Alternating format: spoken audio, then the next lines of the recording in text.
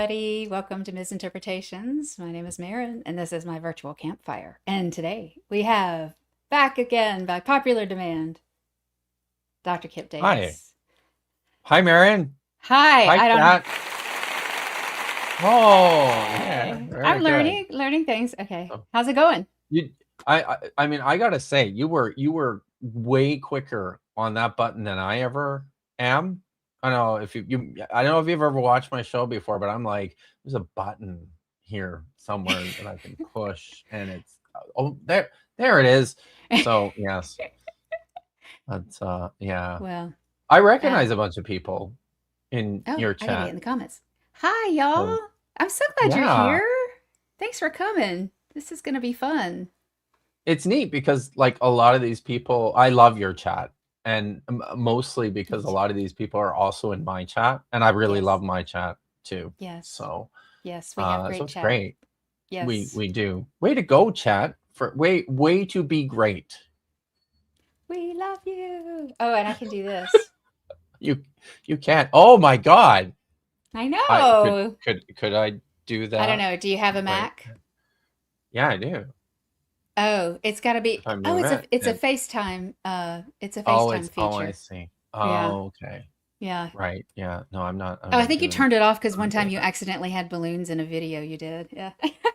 I did. I did do that. Yes. That's true. Oh my gosh. Okay, So you said cool. you went biking today. Yeah. The first time since the finger accident. I was back on my bike today, and the bandage is off, and it's looking, you see, You it's have a looking, finger, just no it's much fingerprint. better. No, Yeah, that's much but better. it does look much better. Triceratops told me that it should be fine if I keep the bandage off. And Titan said that I should wrap myself in bubble wrap and stay inside. So Um, you know, well, you might you might need to because you said maybe. that So yeah, did you have a good I ride today? I had a great ride today, but right at the very top, I Dagon is still visiting his dog mom, and he will be. I'll be going to go get him on Sunday. Mm. Very happy to be doing that. So I had to borrow a dog to go on a ride today. So I borrowed my tenant's dog, Nova, and she's adorable. She's like this teeny little, very fine boned border collie cross. I think she's got Mm. some spaniel in her too. Yeah. But she's just very sweet, and she likes to run a lot. But it was weird with her because you know how Dagon likes to win, Win. He likes to win. Yeah. right? Yeah. She does not. She has no interest in winning. So I never know where she is. She's always behind me. Um Mm. and so at the very start of our ride, I went to the top today, which is my first time this season. So I walked a lot, um, and then took a bit of a break, and then got on my bike to come down, and like right from the top, it's kind of like it's like a bend and it goes steep, Mm-hmm. and I just went right over my handlebars like right away, just as soon as I hit that, and I landed on this hand, the with yeah. So You're but my just a rib, dangerous person. yeah, my ribs hurt. I don't think anything's broken because Mm. that I've told that's very painful, and it's not. It's just annoying. It's a Mm. little laborsome to breathe, but they're sore. But anyways, I I was thought like you were gonna lying. say like you were trying not to run over the dog or something.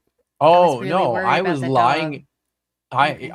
Not at all, because I was Okay. lying in the dirt, and when I collected myself and grabbed my bike, I looked back up, and she was standing. She hadn't even started coming down yet. She was just standing there looking at me, and yeah, she didn't start moving until I was going Yeah, again. that you were. So Are you okay? Oh man. and I'm staying away from whatever that thing is that just hurled you over the handlebars. So Right, right. so but That's funny. it was a great ride I'm today, even though that except for happened. that. Except for that. Yeah. Yeah, Okay. it happens. It Well, happens to I got outside today. I planted zinnias. nice. So, uh, Cool. yeah, I assume those are flowers they're and not flowers.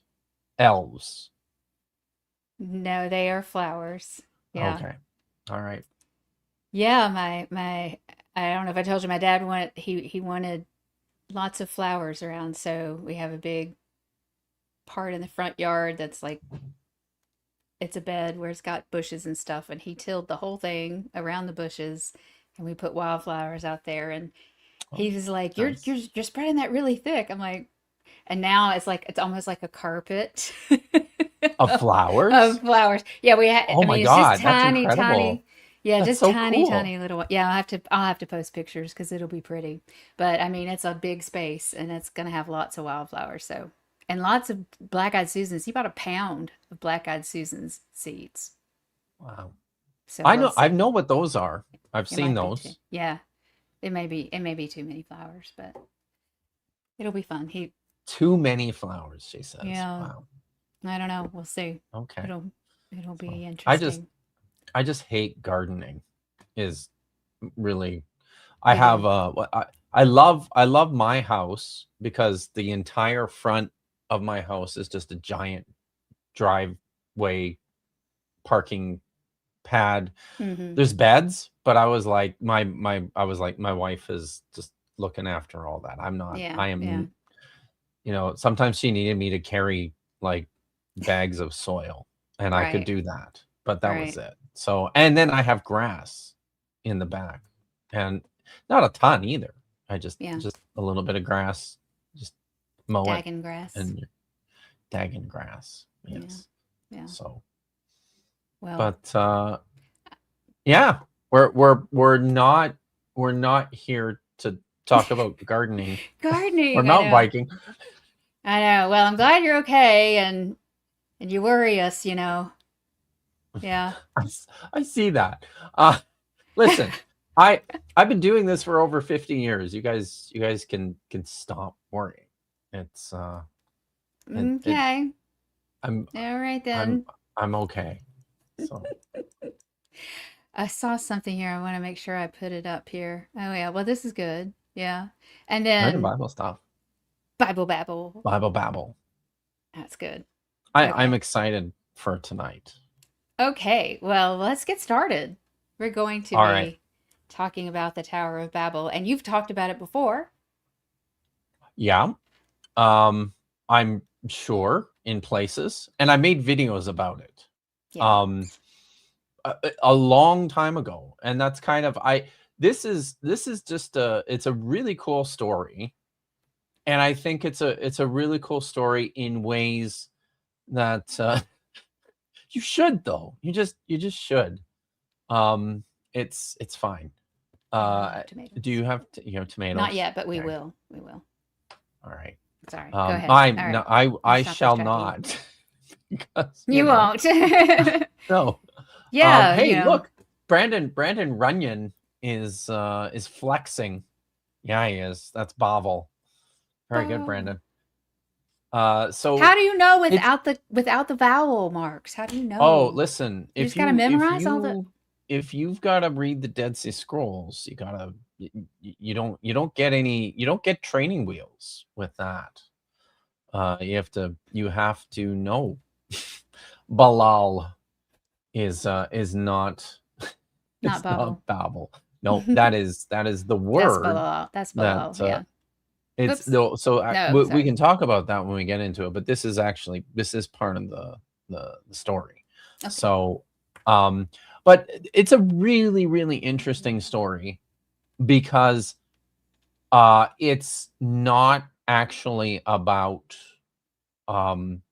a bunch of people who uh, learn new languages after after building a tower. There's way more to this than just that. And there is this is kind of what got me going on this when I started reading a lot about the Tower of Babel story, is that there's lots of questions about where to set a story like this, Hmm. because it's fiction, it's not real, right? Everything in the book of Genesis is fiction, but we can read these stories and read them closely, and sometimes can figure out, well, this is probably reflecting on stuff that's ongoing, that's actually happening in the here and now. And that's what I think is happening in this story of the Tower of Babel. So Okay. it's Okay. it's very cool. Amber's like, Um it's not real. it, it's not, Ember.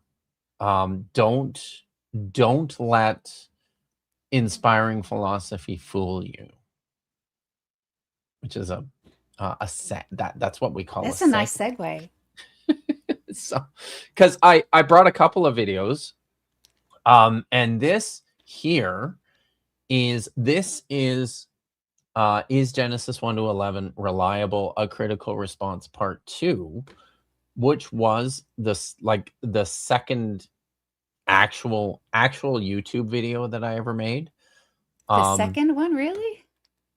yeah, yeah, right. So, and I did a little bit here on the Tower of Babel, and this is where it kind of got me going because of what Michael Jones has to say here. So I don't know. I Okay. thought we could watch a little bit of this, and then the the video that I made about this story, I thought we could look at and Yeah. talk about. Yeah. Okay. So, but this is where this is where it all begins. Okay. All right. Well, it's How old is this video? uh Does it scroll down and see what it says? it says 5 5 years, years. 5 years ago. 5 years Holy ago. cow. Okay. I sound very serious in it. Well, I've got the spinny wheel of death, so hopefully Hopefully. it's okay. And y'all let me know. I've got the volume up all the way. Hopefully it'll be good. All right, ready? Yeah. Of course, any discussion about language in Genesis would be incomplete without touching on the story of the Tower of Babel in Genesis 11, 1-9. The problem is that Babylon didn't become a major city until about the time of Abraham. So this is a big problem for the Tower of Babel, because how could it be Babylon if Babylon did not come in existence until when Abraham was around? It talks about it existing before Abraham sometime in the past. However, the city of Eridu was often identified with Babylon. So Jones is attempting to provide a setting for this story in the Bronze Age by connecting it very loosely to specific historical circumstances from before the early 2nd millennium BCE and tying it to another city altogether. So what happens is when Eridu was abandoned, the traditions of Eridu were then later became the traditions of Babylon. So Eridu was sort of seen as the old Babylon, and Babylon was sort of seen as like the new Eridu in that kind of sense. So Eridu was basically a thriving city from these time periods. It was intermediately abandoned a lot. I'll get to that in a second, though. But first, let's talk about some correlations in the text. Okay, Eridu is referred to as a Babylon, having the same toponym. Say again. I say correlations. Those are important. Oh, okay. So. Whoops, hit it twice. Genesis says it was a city of Babel, built after a migration. So this is when the Proto-Sumerians are moving in. And Genesis 11 might hint to that about people moving to the land of Shinar. They sort of happened when the Proto-Sumerians are sort of moving in. Urbanization starts to peak, and this is around the Uruk period. Eridu has a ziggurat made of fired bricks. That's what Genesis 3 also mentions, or sorry, Genesis 11 verse 3 mentions. And then Akkadian and Sumerian texts, there's similar language about ziggurats, what we see in Genesis 11. So they talk about their ziggurats of having its tops in the heavens. Well, Genesis 11:4 uses the same language. and it's meant to bring the gods down. He rightly notes the problem of dating Babylon Do you to want to before pause the it for a period of the second? patriarchs. I mean, how convincing does that sound to you, Marin? You Well, just coming in watching Michael Jones. well, I mean, he always sounds like he thinks he knows what he's talking about. But I was going because I've seen your other video. So I was trying to figure out Fair. how that much That's of that meshes with what you've said already. So I that's guess I'm fair. not a good judge, but he's Michael Jones. He is Michael Jones. I noticed that Ryan, it's good to see you. Ryan was asking why his voice is cracking, and it feels like maybe she's never seen Maybe him she's never. Listen, before. I think it cracks more when he's lying. I think it like he'll start Wow. to say Wow. something and then when he says something that's clearly is like his body knows that he's lying and it just Okay. don't say it. I You could be you wrong. I could be reminded wrong. I you could be wrong. you reminded me of something, and I'm gonna have to. We'll have to look at something else. Just quickly because it's really funny, and Okay. you just made me think about it. But Okay. so here I'm going to talk a little bit about some of what I think are just basic problems with everything that he just presented. And so what Michael wants to do is he wants to set this story deep into the early Bronze Age, because in his mind it's something that had to have happened, right? And it had So to happen before Abraham? yes, of Yeah. course. Yeah. So and it's has to be very, very ancient. Abraham, I think they date to like 1800 Mhm. BCE, so it's something that had to have happened, you know, prior to that, like in the 2000s. I'm So guessing. So let me just say this really quickly. The ziggurat is this structure, is this building, and some people may not yes, know what that is. correct. So, and we'll get Yeah, back to this, but yeah. Well, yeah. do you want me to talk about what a ziggurat is? Well, and there it's in the picture too, but I mean we can go on with it. I was just like letting people know it's the building. The point is that it's this tall building, but I just wanted people to know what that was in case they didn't know. Okay. Okay. So it's very important for him to set this story very early, and he's found a correspondence in some of the old Sumerian myths about the city of Eridu Hmm. and how Eridu was established after a migration, and they built a ziggurat and they made it of baked brick, and its top reached to the heaven. And then it said that it was bringing the gods down. So he's keyed in on a couple of key elements from the story from Genesis 11 verses 1 to 9. This Tower of Babel story, but I mean it's a really, really famous story in the text, but it's super short. Like Yeah. it's Yeah. it's tiny, Yeah. which is kind of fun.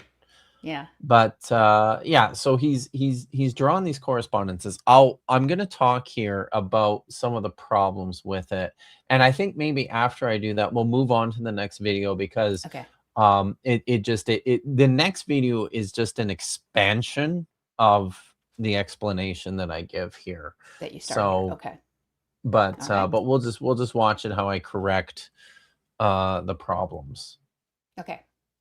Which is why he must insert another city altogether, Eridu in this case. Not Babel. However, Eridu. this is only a problem for literalists who require perfect accuracy throughout the biblical record.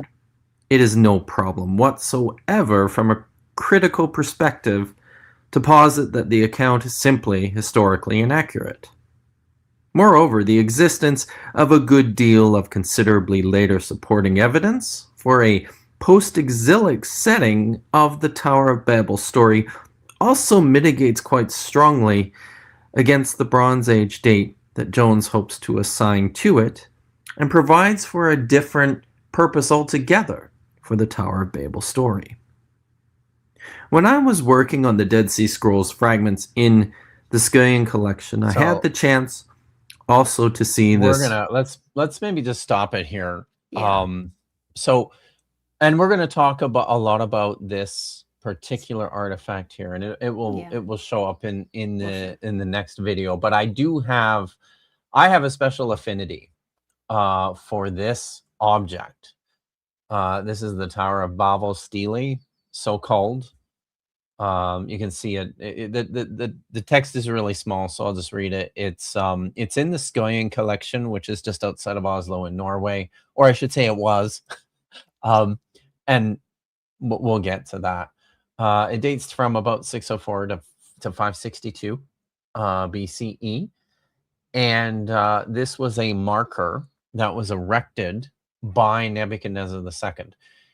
You can probably make out, you can't make out a lot from this picture, but what you can make out on the in the right upper quadrant there is the figure of Nebuchadnezzar. And he's holding a staff. He's holding a scroll in one hand, and then he's holding like a stylus or something in the next. Or actually, hold on. No, it's show the other one. Maybe it's a staff. Sorry, I might have this wrong. So he's holding a staff, and then he's holding like a little. And scholars will say that what's pictured in his right hand is probably like a roll of plans, right? Yeah. Plans plans. for this.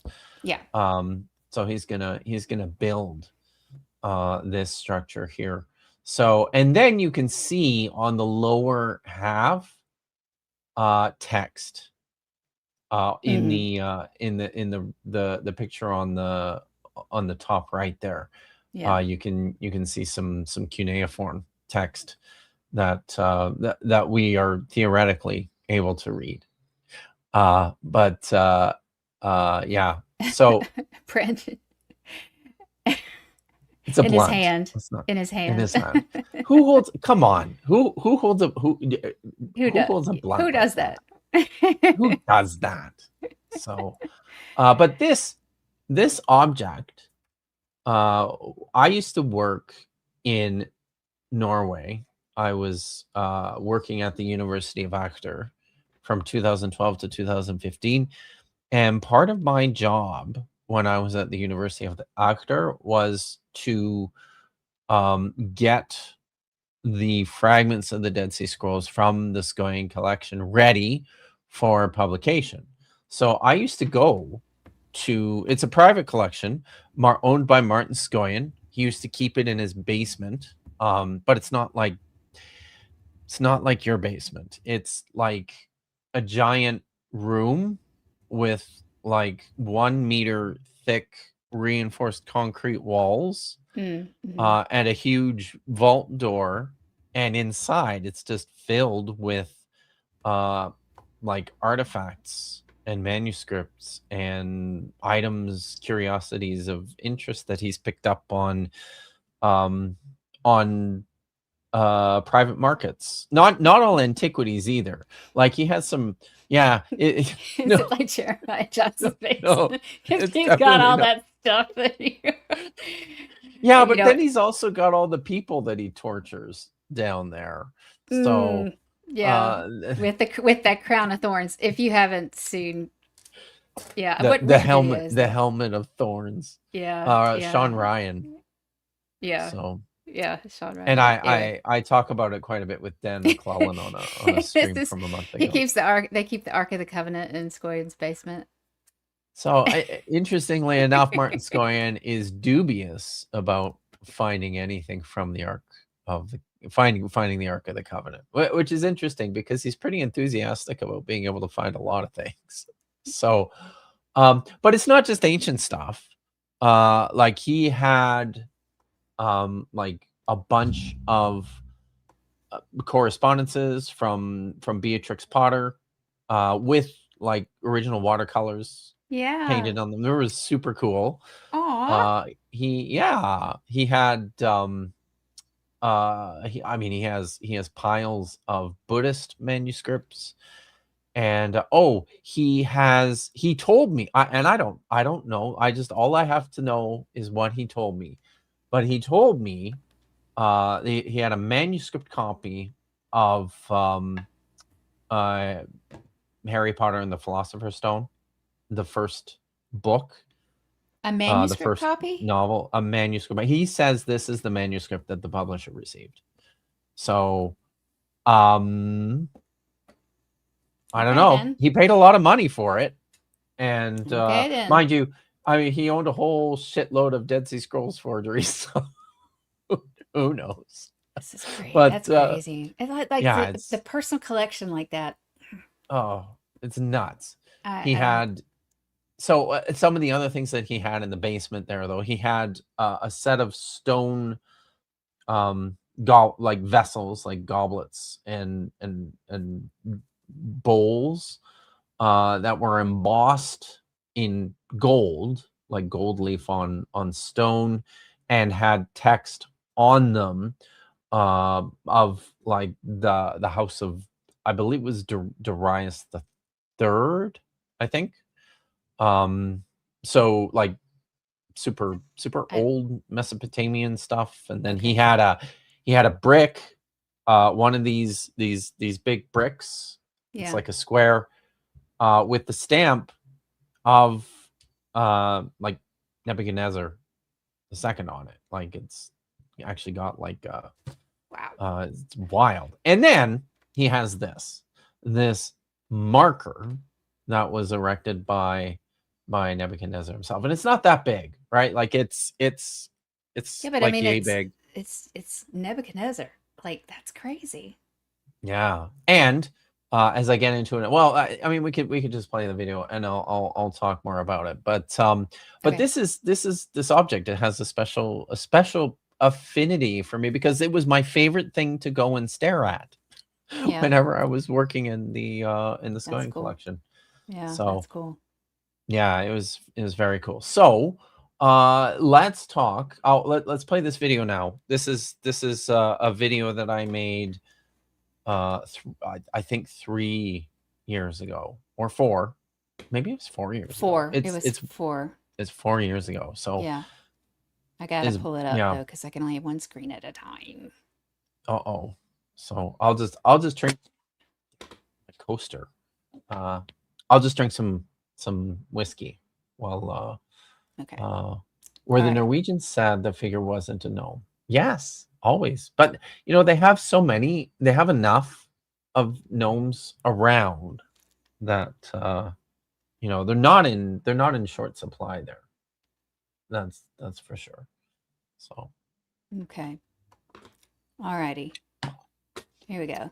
okay. I guess I could do full screen, yeah? Do full screen, yeah. Yeah, sorry about that. All right.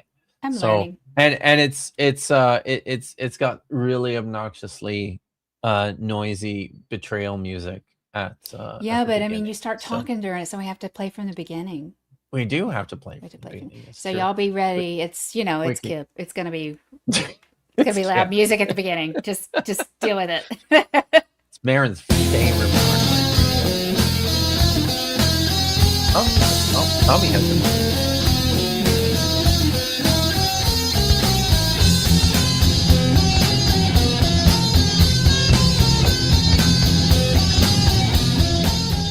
The story of the Tower of Babel is one of the most enduring and recognizable stories in the Bible. It has often been repeated as a tale of language, human diversity, the power of God, and the folly of pride. People are often surprised to discover that for its fame, this is a very short story, comprising only 9 verses in Genesis chapter 11 and consisting of a total of 121 words. The story goes like this. All the earth was one tongue and had the same this words. is And it so happened something when that they I sa- like to do, if you want to just pause it for a second. So these are images from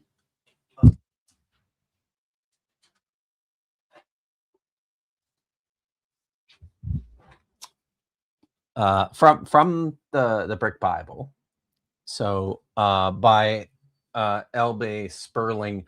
Mine actually, because I've had them for so long, are still they still say, you probably can't see it, but they still say Brandon Powell Smith on them.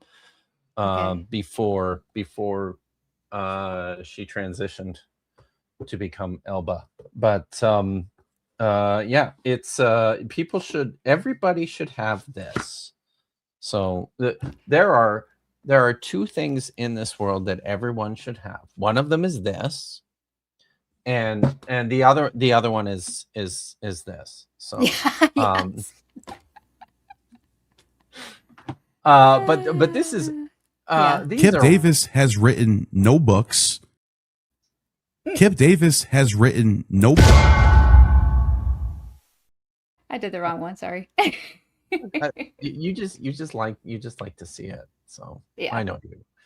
I like but that. these are, Dong. yeah, these are wonderful. Show that again. So, Oh, I need to so make this you. one, the complete set of the Brick Bible, the Old Testament and the New Testament. It's the complete Bible in Lego diorama format, and it's just, and it's not like the way the kids cheat now with the AI, the generative AI art. Oh yeah, It's like it's actual she sat down and bricks. constructed Lego scenes of Yeah. everything and took photographs. And something else people can do too, like the images themselves are all freely available online. She's uploaded everything Really? online. Yes. And Wow. if you're like a Sunday school teacher or like a Yeah. university teacher, or doing anything, she's like cool about you just using them. So That's I was like, awesome. yeah, no, it's so good. But anyways, I love the Brick Bible. So every opportunity I can get to tell stories from the Bible, I like to use that one. And wouldn't you know it, her version, because these are her like her own versions of the stories. I can't say they're translations. I don't think they're that. But she's been very good at like some of the nuance that she provides in the imagery and in her text. Like you can tell that she's had someone who knows what they're doing Yeah. is Well, at least that's good. helping her, if it's not just her. So cool. So let's go. Well, I think I go through the story first. Yeah. Here. Yeah. I don't have more than one monitor, so I switched. also don't have one. I did, and then I moved, and it's still in my car. I should bring that in, and then I don't. Okay. Set out from the east, they found a valley in the land of Shinar and settled there. Then the Meds said to one another, "Come, let us make bricks and fire them thoroughly." So they had brick for stone and pitch for mortar. Then they said, "Come, let us build for ourselves a city and a tower, the top of which will reach the sky. And we will make a name for ourselves so that we will not be dispersed over the face of the whole earth." And Yahweh came down to see the city and the tower that the sons of men had built. And Yahweh said, "See now, one people having one tongue." I do have to say, this is really like God is over here on the right, like it just, Yes, right? This Isn't that cracks what? me up. I agree. Cracks me up. Okay, sorry. This is the No, it's beginning very good. of what they can do. So now whatever they propose to do will not be impossible for them. Come, let us go down and confuse their tongue there. Very important. Look at their Right. faces, though. I mean, This guy, the guy you're pointing at there on the Yeah. right, Yeah. if you read further, in the Brick Bible, you discover that shyster is that I shouldn't say that. Sorry, that's whoops.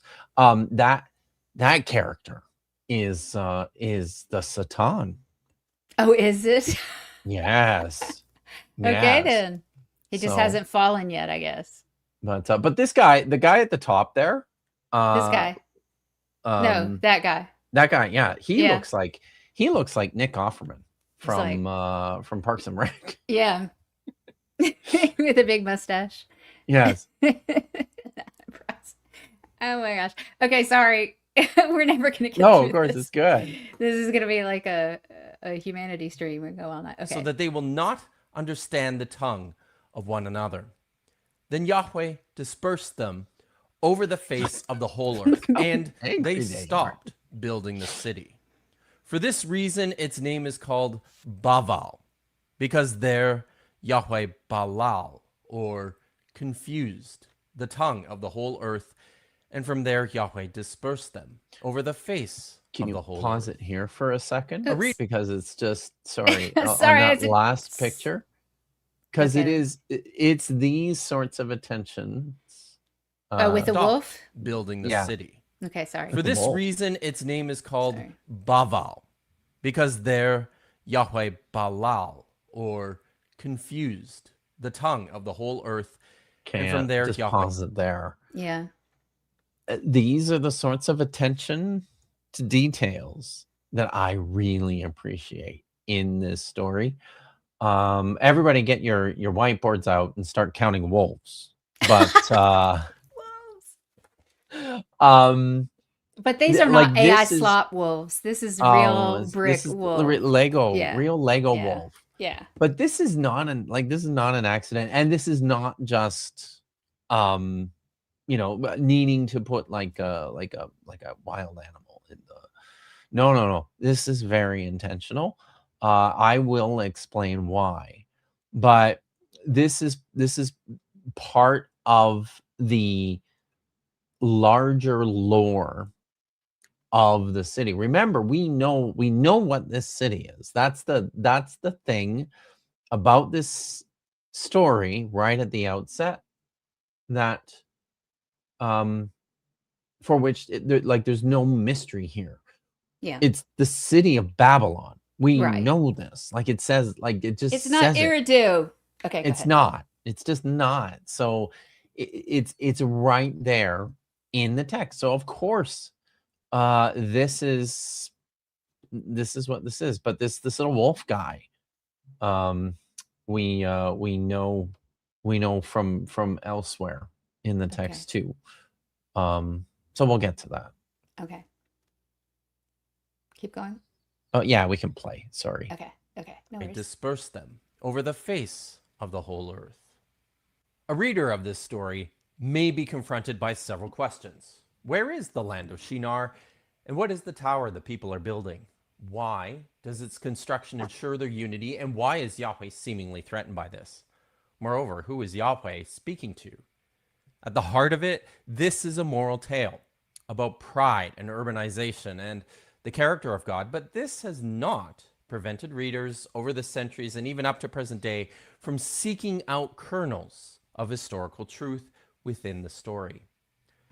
Even if the top of the tower did not actually pierce the sky, and even if Yahweh never did enter the city to confuse the language and disperse its residents, perhaps there were events in history which primed the tellers of this tale.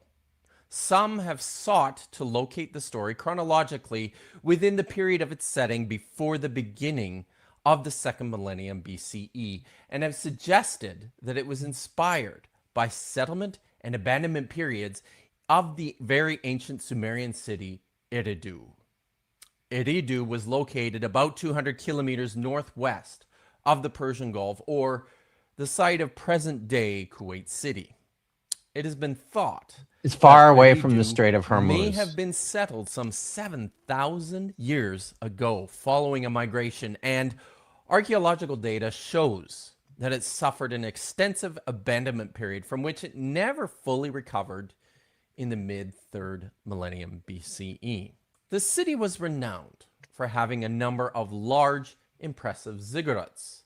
These are massive, tall step structures that were constructed in Mesopotamia and functioned like temples. The idea was that the lofty platform at the top was a meeting place between the gods and mortals, like a stairway between heaven and earth. Even following Eridu's decline, one of these ziggurats, dedicated to the god Enki, called the House of Aquifer, remained active for at least 1,000 years, even in periods when the city was uninhabited.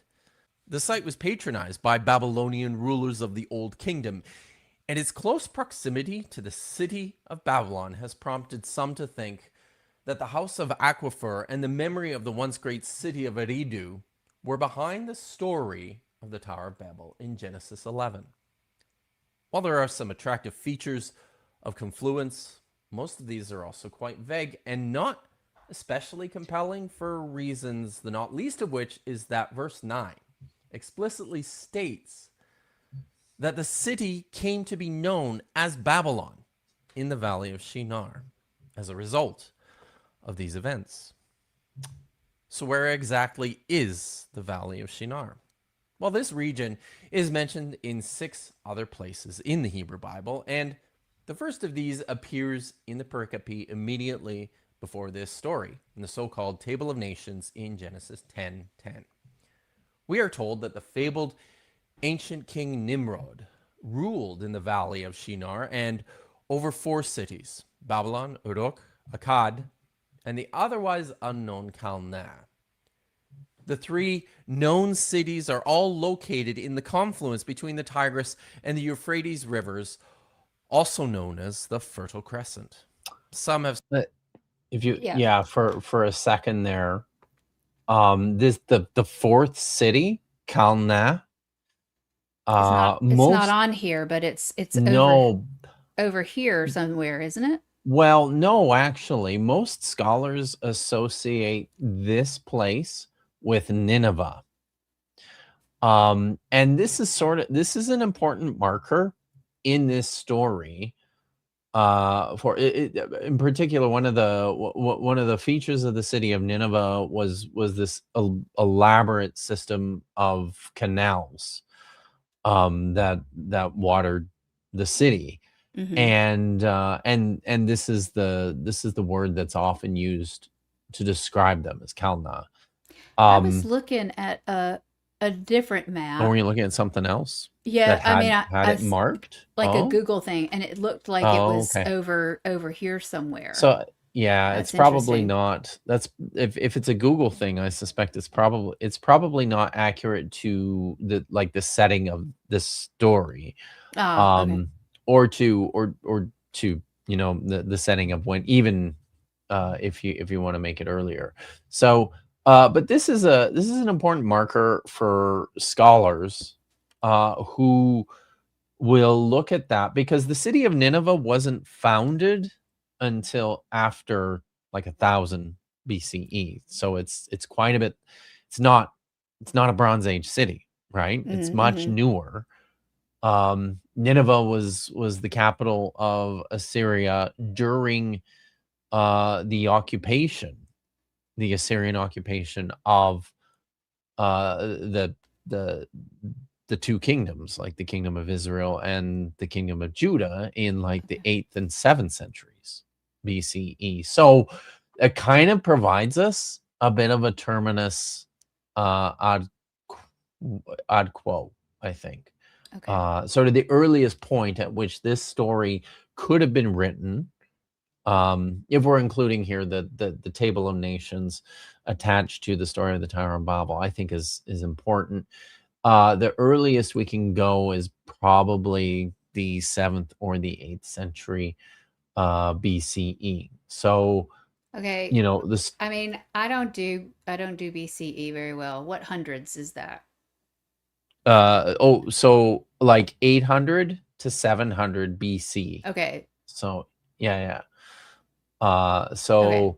And at this time in Judah, so in 722 BC, the northern kingdom is destroyed.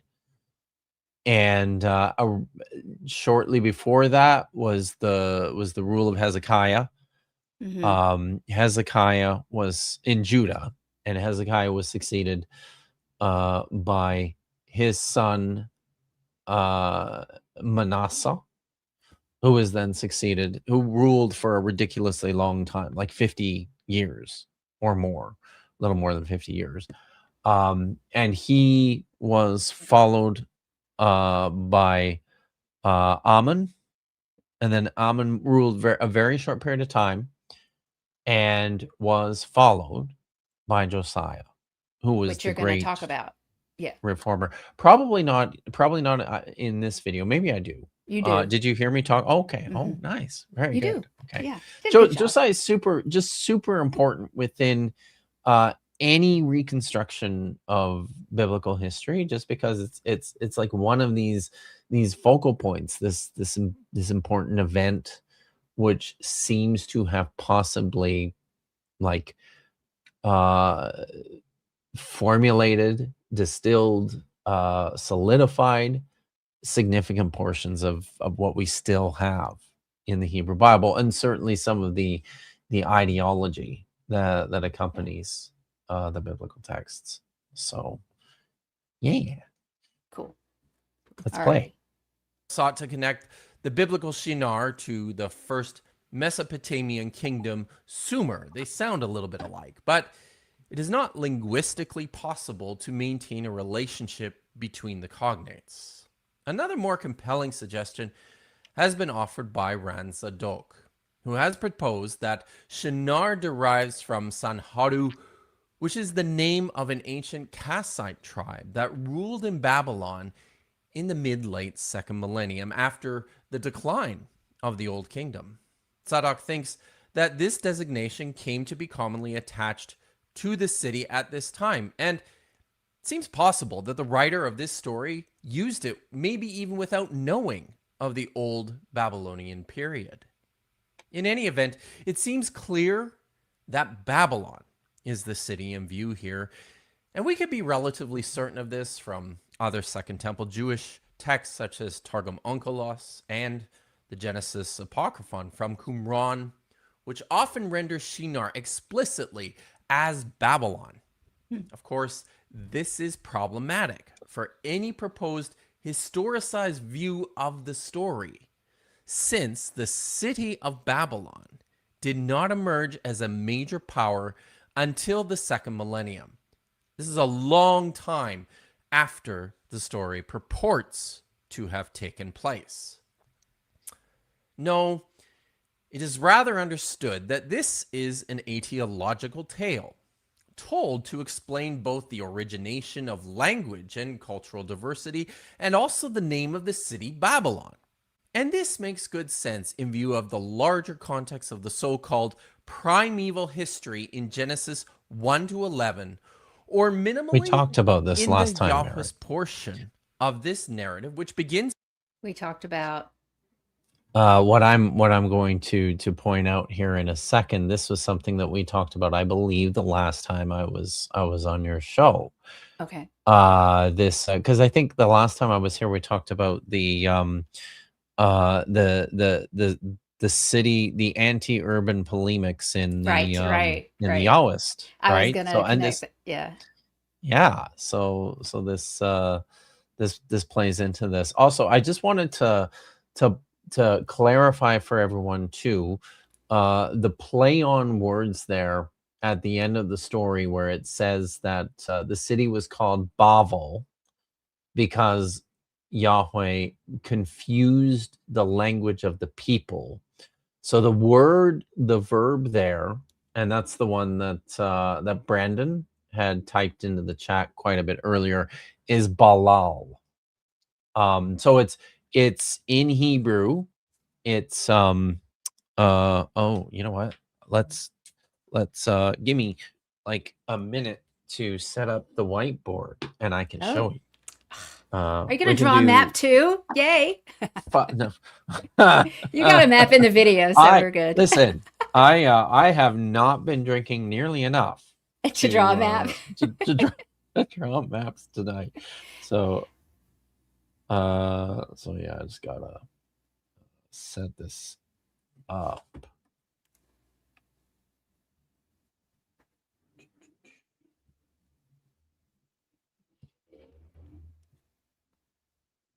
There it is.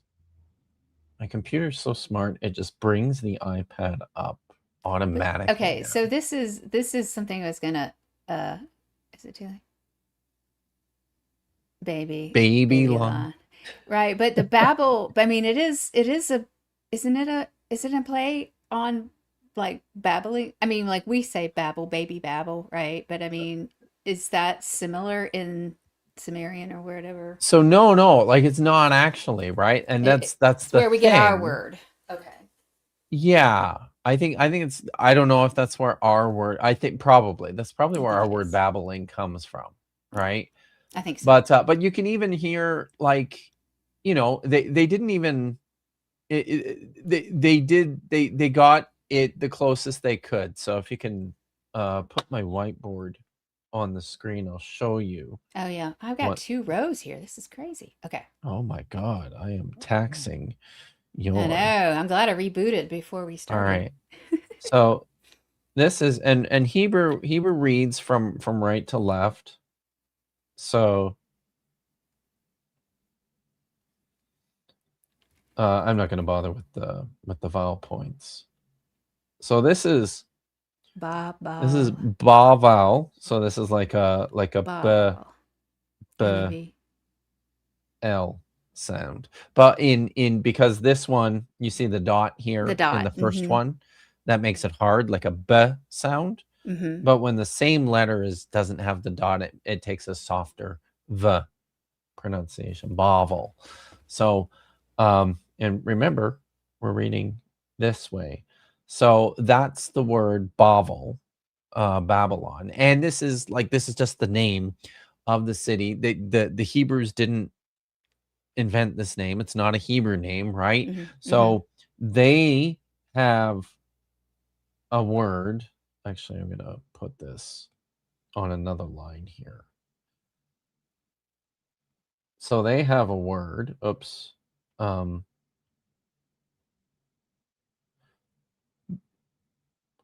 Balal. So here again, B L L, going this way, Balal. right? Okay. So, you know, it's close. It's not identical, right? Right. I think this is one of these parts of the story which I think betrays sort of the desperation of the writer. They called it Bavo because God Balal. He confused the language. Why didn't they Okay. call it Balal if that Bala, was and then it'd be Balalon. Balalan? Exactly.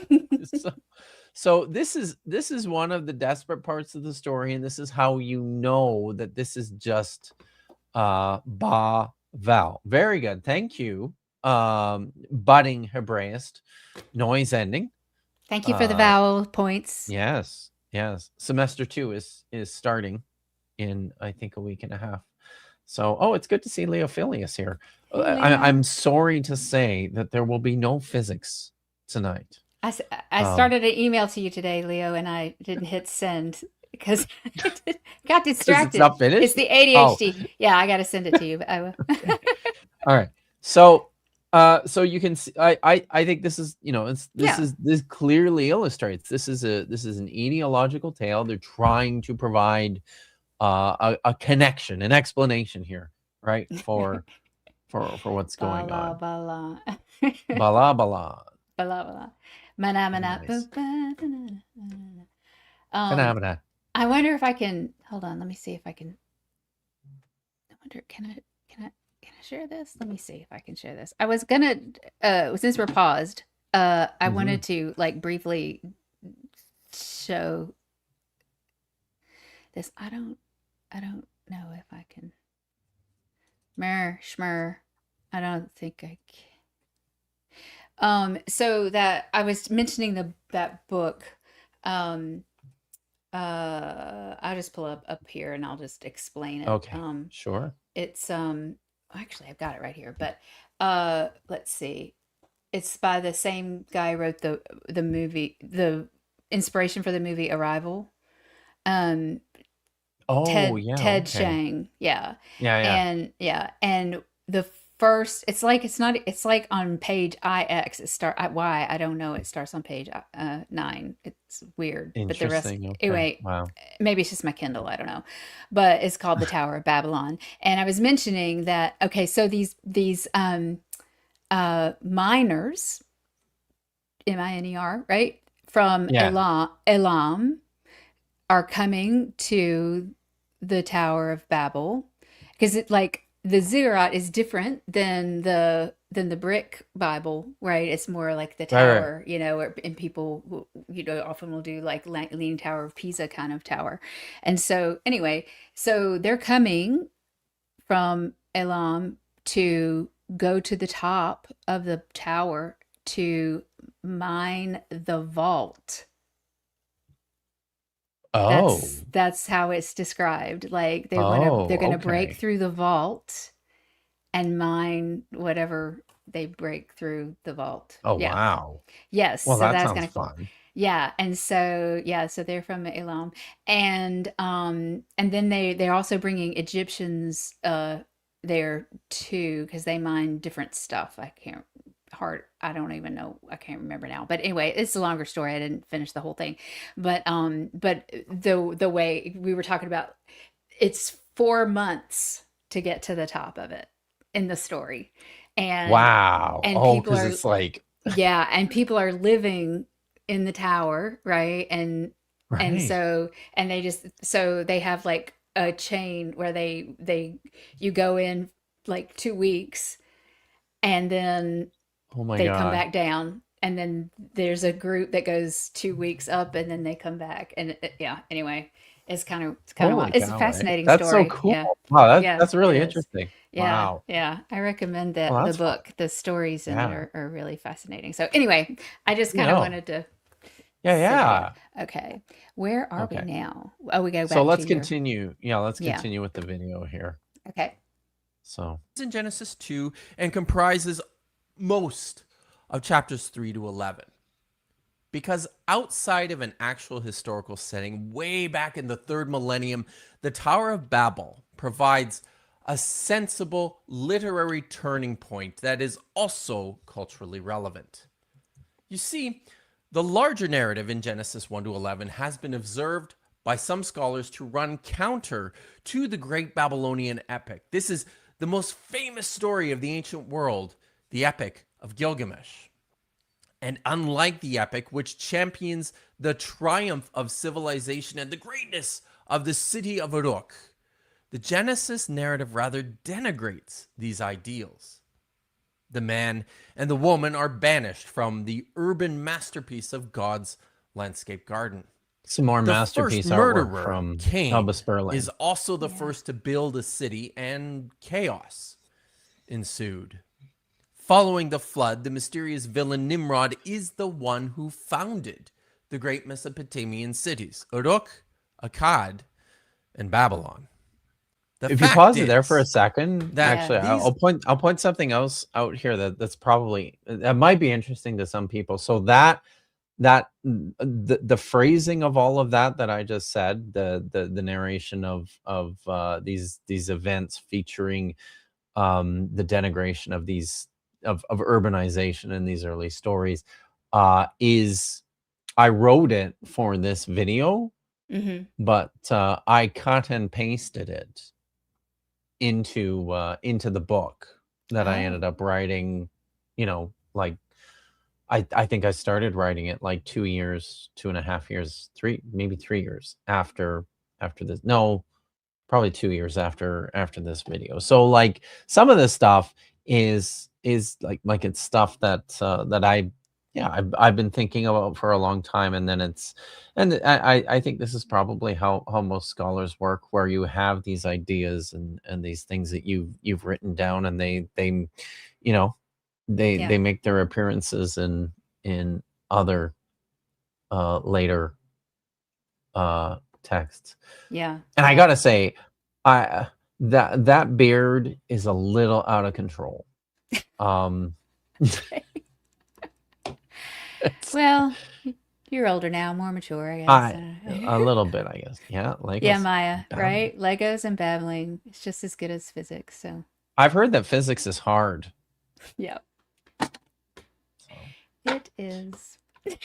And we Other won't talk about my co-host, Dr. Tapioca Weasel, because I know that'll just upset you. Well, So. the way you describe him, yeah. These are much more ancient than Babylon, and yet Babylon was singled out in Genesis 11 as the place from which language and cultural diversity emerged.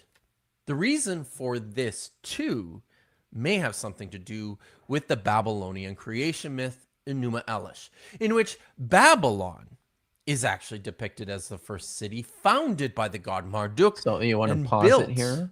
by You the can other just, because I gods. don't think I read it. I'll just read it for you here. So this is this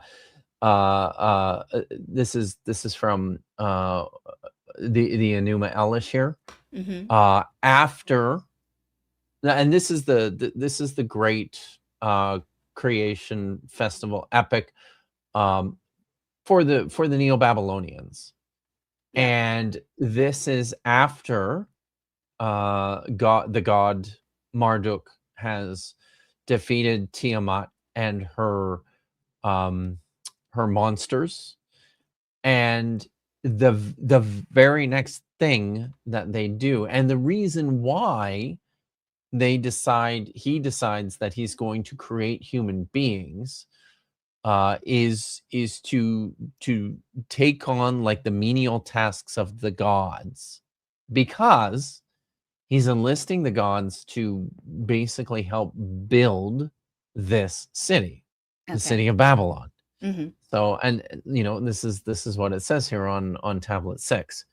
Now, Lord, seeing you have established our freedom, these are the gods speaking to Marduk. Okay. What favor can we do for you? Let us make a shrine of great renown. Your chamber will be our resting place, wherein we may repose. Let us erect a shrine to house a pedestal, wherein we may repose when we finish the work. When Marduk heard this, he beamed as brightly as the light of day. Build Babylon, the task you have sought. Let bricks for it be molded and raise the shrine. The Anunnaki wielded the pick. For 1 year, they made the needed bricks. When the second year arrived, they raised the peak of Esagil, a replica of Apsu, and they built the lofty temple tower of the Apsu. You can hear some of it, right? Yeah, I mean, and well, I was gonna say, Apsu. Okay, Apsu is the one who did not want the noise. It wasn't Tiamat. It was Apsu. Tiamat You corrected was. me Oh, I did. on I a did. stream. Oh, sorry, Yeah. I already did. Okay, sorry. I mean, women get blamed for a lot, so I was just trying to correct the record. Fucking That's all. rights. Yes. Yeah. Oh wait, I have to show. Wait, where did it go? Oh, okay. Yeah, there's a fight in the chat, folks. Come on. What? Atomic Weasel would be a really good band name, but Shh said, "You don't you mean Astro Weasel?" No, Atomic Weasel. Come on. I love you guys more than Y'all Mary. are a good chat, but cut it out. Yeah, see? Thank you, Miranda. We do share a brain. Okay. Go ahead. Sorry. Okay. You were reading. I was. I mean, I finished. I finished. I yeah, finished you the did. You passage. did. So, Yeah. but this I was is fussing about like Apsu. this is the founding of the great city, the city of Babylon, right? And I think some of these images are just things that one of the reasons why I'm not particular to Jones's suggestion that we trace the story of the Tower of Babel back to the Sumerians is because, like, a lot of it's a lot of generalities. There's tropes that you find in all of these stories, right? Right. A migration of people comes to the city is something that you find in a few texts. When they build the cities, they're building them out of baked bricks. They're building a tower usually, and it's a tower that whose top is going to pierce the sky, right? Like, it's just these are common features, and if they're all in common, then that makes me think that, well, this isn't the Genesis writer or the J writer, looking at a specific story and going, these are the elements that I'm trying. He's just writing within this broader milieu, right? Right. It's a Tower of Babel story, right? I mean, it's Yeah. similar It's a to tower other story, a city and tower tower to the story. Yeah. gods story. Yeah. Yes. So when I was looking for something to, when scholars, this is me, scholars did this before I did. When they looked for something to connect the story of the Tower of Babel to, they're looking for something with more specificity than just that. But you can kind of see some of these same tropes coming through in a text like the Enuma Elish. And I would argue, there's almost as much here in the Enuma Elish connecting to the story of the Tower of Babel that's not in Iridu Genesis from Sumer. So Yeah. that's all. But we can. And this what time period is this? Enuma Elish? Supposedly? This supposedly, yeah. Yeah. Because I mean, I know it's written over a long period, but yeah, and I'm afraid that okay. I mean, I could be like a certain now disgraced Egyptologist and make up just pull something out of my don't do that. ass. I could do that. I interviewed Megan Lewis and I'm still editing it, but hope she'll tell us, so it's okay. So tune in for that when it comes up. we should text them. Actually, they're sleeping. No, they're asleep. Little kids, yeah. So, they're not your time zone. They're mine. Okay, so they're not. Shall I go on? Yes, let's continue. Okay. Look, we're pretty far. Yo, look at that. We're like a third of the way in. Yeah. See, I'm famously good at math. Of Marduk's greatness. So while the centrality of Babylon in the biblical imagination is counter to historical reality, it certainly aligns with the cultural and political situation of Judah and Israel in the Iron Age, at a time when Babylon grew to become the great power of the Mediterranean world. And this is the what year? Like this is past 1000. Yes. Right. Yeah. So this is later. And I'll start to talk about narrowing that date down here a little bit. But the Neo-Babylonian Empire, like the Neo-Babylonian period, is really when Babylon became like the world power. Yeah. And something. and that was so that was 7th century BCE. So early 700s. Okay. So yeah. See, like why probably mid 700s. Why isn't the 7th century the 600s? So it's because when you're going in that direction, like if you're going backwards and you start at year 1 BC, that's the 1st century, which ends at the year 100 BC, because it's all the 1st century, right? So most of your dates for the 2nd century are all going to start with the number 1. Right. 150, 130, 180 are all part of the 2nd century. So they all the start 7th century, what would be? Sorry, that would be the 600s. Yeah. Okay. Yeah. Sorry. Okay. See, I can't count. I mean, I can do math, but I can't count. It's hard. It's hard.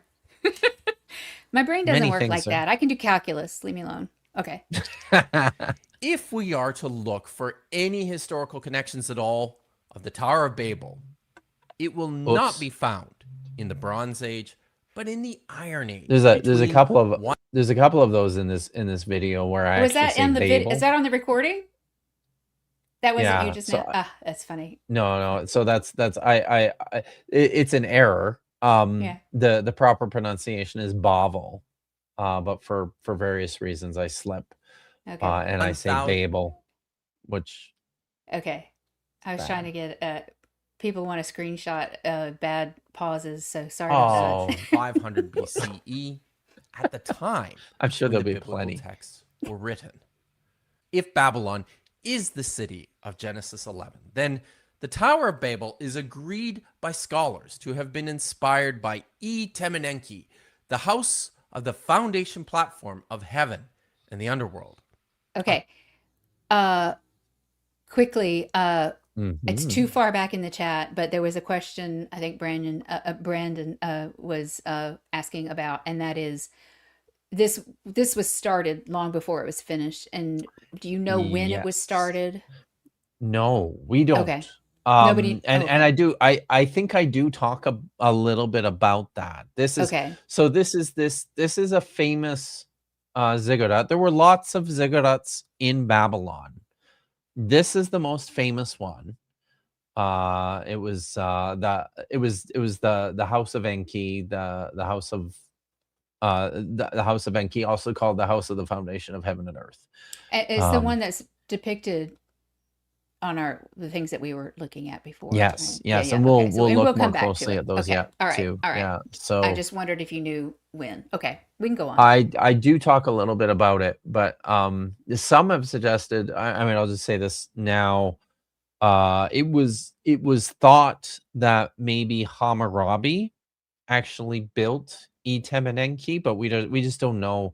That's what the Babylonians, in the Neo-Babylonians thought, like the Babylonians of the Okay. 7th century thought that it was built by Hammurabi. Mm. But I believe, it's just unclear Okay. how old it is. It might only be, like, that would have been at that point in time, it would have been already like 1,000 years old, right? Yeah. The tower, by the time Right. of the Neo-Babylonian kingdom, it might only be a few hundred years old. Um, Mm. it's yeah. Okay. Okay. I was just wanting to make sure I called that back. Massive ziggurat, and a central feature of the city from at least as early as 1000 BCE. There you go. We know of Temenenki from inscriptions and documents describing the destruction and extensive renovations to the complex, which were undertaken over a century by the last of the great Sargonide rulers of Assyria, Sennacherib, Esarhaddon, and Ashurbanipal, and the first two of the Neo-Babylonian rulers, Nabopolassar and Nebuchadnezzar II. So just pause it The here for a origin- second, because I want everybody to be clear on what's going on here, and I think this is interesting. So Temenenki underwent a renovation that lasted for like what is that? That's like it's 150 years. Yeah. Yeah. From And it was 704. started, yeah, it was started by the Assyrians, Sennacherib, Esarhaddon, and Ashurbanipal. And we know about this because all of the archival literature that we have collected from the Assyrian rulers and from the two Neo-Babylonian kings, Nabopolassar and Nebuchadnezzar II, talk about Temenenki and renovating it. So we already know that by the time of Sennacherib in 704, when he decides to renovate the structure, it's already very old and it's dilapidated and it needs to be fixed. So it's already there. And then it just takes for fucking ever to finish it. Excuse me. Ziggurat? No, thanks. I'm trying to quit. That's good. That is good. Okay. Of Temenenki are unknown, but it is a good bet that the ziggurat was active as far back as the early 2nd millennium, and that it may have been erected by a ruler from the legendary Hammurabi dynasty of the Old Babylonian Empire in 1894 to There's Hammurabi. 1595 BCE. Sennacherib claims to have raised a large ziggurat in Babylon during his second campaign in 698 BCE. Exaggerated reports claim that he had demolished the superstructure and dumped the debris into the Euphrates River. His two successors, Esarhaddon and Ashurbanipal provide indications that they had begun the restoration of the ziggurat. However, the Assyrian ruler's attention appears to have been more occupied by fortifications of the city and with the restoration of the smaller, but equally important Esangil, a cult center of Marduk. As such, after more than 60 years of relative inactivity, the construction of Etem and Enki seems to have progressed little further than the reinforcement of the foundation and a new but partially finished encasement for the mud brick mantle of the structure with more durable baked bricks. Pause it for a And second this brings here. us to the Neo-Babylonian king. So I want to the reason why I hope people caught that during the Assyrian period when the Assyrians were still in charge in Babylon, they were more focused on restoring and shoring up things with this other ziggurat, Isangal, because that was the place where that was the temple for the worship of Marduk, who was the patron deity of the city of Babylon. Etem and Enki was the largest of the temple structures in the city, but it was like it was a temple of Enki, so not Marduk. not Marduk, which is probably why they were prioritizing this other structure. Yeah. This is just more proof that Miranda and I share a brain. I'm knitting a shirt right now that it has what is known as a ziggurat shoulder construction. I didn't even plan this. Wow. I know, you know right? what that is? Do you know what a ziggurat shoulder construction is? I'm assuming that it looks stacked like the actual ziggurat does. So that's, you'll have to send me a picture, Miranda. Miranda says she's going to try not to build it too tall. So okay. Oh, that's awesome. Okay. And the human Tommy says, "Wow." Yeah.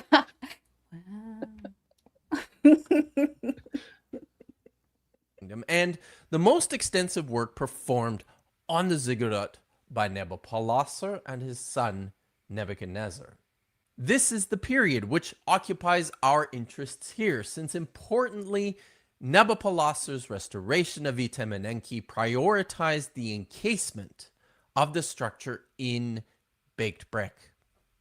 And this is significant in our consideration of what is written about the Tower of Babel in Genesis 11. In verse 3, it says that the people of the city resolved to make bricks and fire them thoroughly. So they had brick for stone and pitch for mortar. In Nabopolassar's own inscription, he describes the work on each.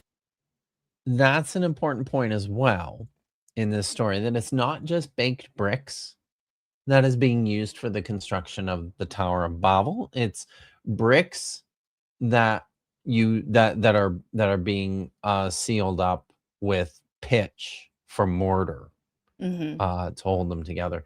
You'll recall from the Sumerian description, and for a lot of these other descriptions, some of these other stories that have been some have attempted to align with the Tower of Babel story. Lots of times they're missing this important detail. They'll all talk about baked bricks, but they don't talk about pitch and mortar. And I think that's a significant point for figuring out what this story is about. Would that point also to maybe the time period that it was written? Yeah, exactly. Yeah. So it feels like this is this is probably like an innovation, right? Yeah. And innovation of the Iron Age that you can use to isolate the text. Miranda says it's a way of knitting set in sleeves seamlessly. So I built Etem and Enki and the Ur-Ziggurat in Minecraft. God did not make me bilingual. Hush. Can you hear Saul?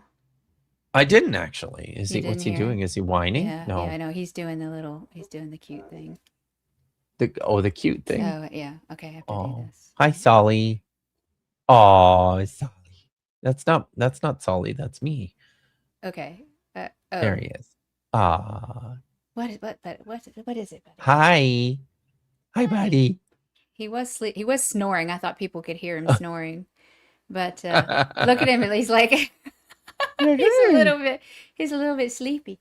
Hey, buddy. Are you a good boy? You feeling better? Yeah, he's a good boy. Okay, sorry. That is I'm not. my little Solly. buddy. Solly time is always a good time. Yeah, he's a good little co-host. I So, agree. okay. Although he made all kinds of noise when I was on Skeptic Haven. I was like, I'm sorry. My co-host makes a lot of noise too. Okay, where I have too many screens. Okay, here we go. Temenenki as follows. At the time, my lord Marduk told me in regards to Temenenki, the ziggurat of Babylon, which before my day was already very weak and badly buckled, to ground its bottom of the breast of the underworld and make its top vie with the heavens. I fashioned mattocks, spades, and brick molds from ivory, ebony, and musukanu wood, and set them in the hands of a vast workforce levied from my land. I had them shape mud bricks without number and mold baked bricks, like countless raindrops. I had the river Aratu bear asphalt and bitumen like a mighty flood. These sorts of descriptions from antiquity of ziggurats piercing the sky are relatively common, and as such, we should expect the language from the story of the Tower of Babel to reflect this. But at this point, the descriptions from the Genesis story of fired bricks and of the use of bitumen for mortar also catches our eyes when reviewing Nabopolassar's own description of his work on Temenenki. Nabopolassar did not complete the restoration of the great temple complex, and the task was left to his son, the renowned builder Nebuchadnezzar II. Nebuchadnezzar was leading the Babylonian forces in a sweeping campaign across the Levant and south into Egypt when his father died in 605. And he completed the work on Temenenki at some point around 590 BCE after subduing Egypt. After more than a century of work, the structure measured an impressive 91 meters on every side and soared to an equal height of 91 meters. I mean, that's During kind this of same that's period, kind of the huge. Babylonian That is Yeah. kind of huge. How do we know? How do we know 91 meters? I think it's based on the footprint, and then we have the diagram too, right? Of Yeah. that Nebuchadnezzar drew for it. So I believe Have we found? I mean, do we know where it is? I think. Oh yeah. Oh. It's like the city of Babylon has been excavated fairly extensively. So there's a lot of stuff that we have uncovered in Babylon. Perhaps not the Hanging Gardens of Babylon, which I have learned in more recent times might not even be an actual thing. Some have suggested a location for them in the city, but it's really unclear. So it's probably pretty hard with, now that all the plants died, to identify which was the garden. So, but it's a good question. I'm not entirely sure the dimensions. It's possible too that some of the texts, the records, the records of Nabopolassar or Nebuchadnezzar mention the dimensions too. That's There's A a Minecraft Minecraft Bible. Bible. Wow. Yeah. It's probably less violent and sexy than the Than the Brick Bible. Brick Bible. Yeah. We all love Sully. Yeah, we Lucky boy. do. Okay. Alrighty. Thank you. King was also occupied with maintaining his hold on the subdued king. Okay, I just want to pause this for people Yeah. like me who don't really know the area as well as you do. And like Babylon's over here north Yeah. of the Persian Gulf. The Eridu is like Sumer is A little bit farther south. south Yeah. of that. But then this you talk about in your book, you can't go across here. You have to go around. You will die. You die. Yeah. There's a Yes. lot of things in there that will kill you. So And you nothing. have there's like nothing. Yeah, that's why you would die, because there's nothing there. So anyway, and see, Jerusalem is here. So you have to kind of go through in order to go down to Egypt. So And it's a good visual when reading the biblical text, in particular when reading texts like the book of Jeremiah, which talks about the invading Babylonians coming from the north. I make this point fairly often, right? They're the foe from the north, because I mean that's how they get there. Yeah. So yeah, Gotcha. Okay. Yeah. Thank you. sure. Hey, look. Is that What are we looking at? Oh, is that Crete? I don't know. Is that Yes. island there? Yeah, it's Crete. It's over here on the east. Kingdom of Sorry. Egypt, which is how he came to be encamped outside the You're walls making of fun of me, aren't Jerusalem you? Sorry. in 597. After the Judean king Jehoiakim foolishly chose to withhold tribute from Babylon, Nebuchadnezzar laid siege to the city, and after 4 months, the Babylonians entered Jerusalem and plundered the temple of Solomon and deported thousands of the Judean aristocracy and craftsmen to Babylon. From this point on, Tell us the year again. I'm sorry, I always Five- forget. 597 was the first exile. So this would have been, relative to the Nebuchadnezzar's construction project on Etemenenki, he finished that in 590. So this would have been 7 years before the completion of that project. Yeah. So the important point I'm making here is that Judeans are being exiled and sent to live in Babylon, and like are present there during the renovation. And this is the Babylonian exile. Yeah. Yes, the start of it. The beginning. That's the first exile. Mhm. And then another 10 years later, the city of Jerusalem is completely destroyed, and the And more second people exile. go. Okay. Yeah. Okay. So traumatized Judean literati lived in Babylon and had a first-hand view of Nebuchadnezzar's decadence and his ambitious building program there, which was concentrated at the time on the completion of Eden. Is that lapis? I The blue? I Or do you think know? so. Okay. Yeah, I think so. Enki. Are you are you going to Berlin this summer at all? No, I went to Berlin a different year, but Oh, okay. I hadn't planned on it. Why is there? Oh. Oh, is that where the That's the background for Ishtar Gate digital is- Hammurabi is? This Yeah, the yeah. gate?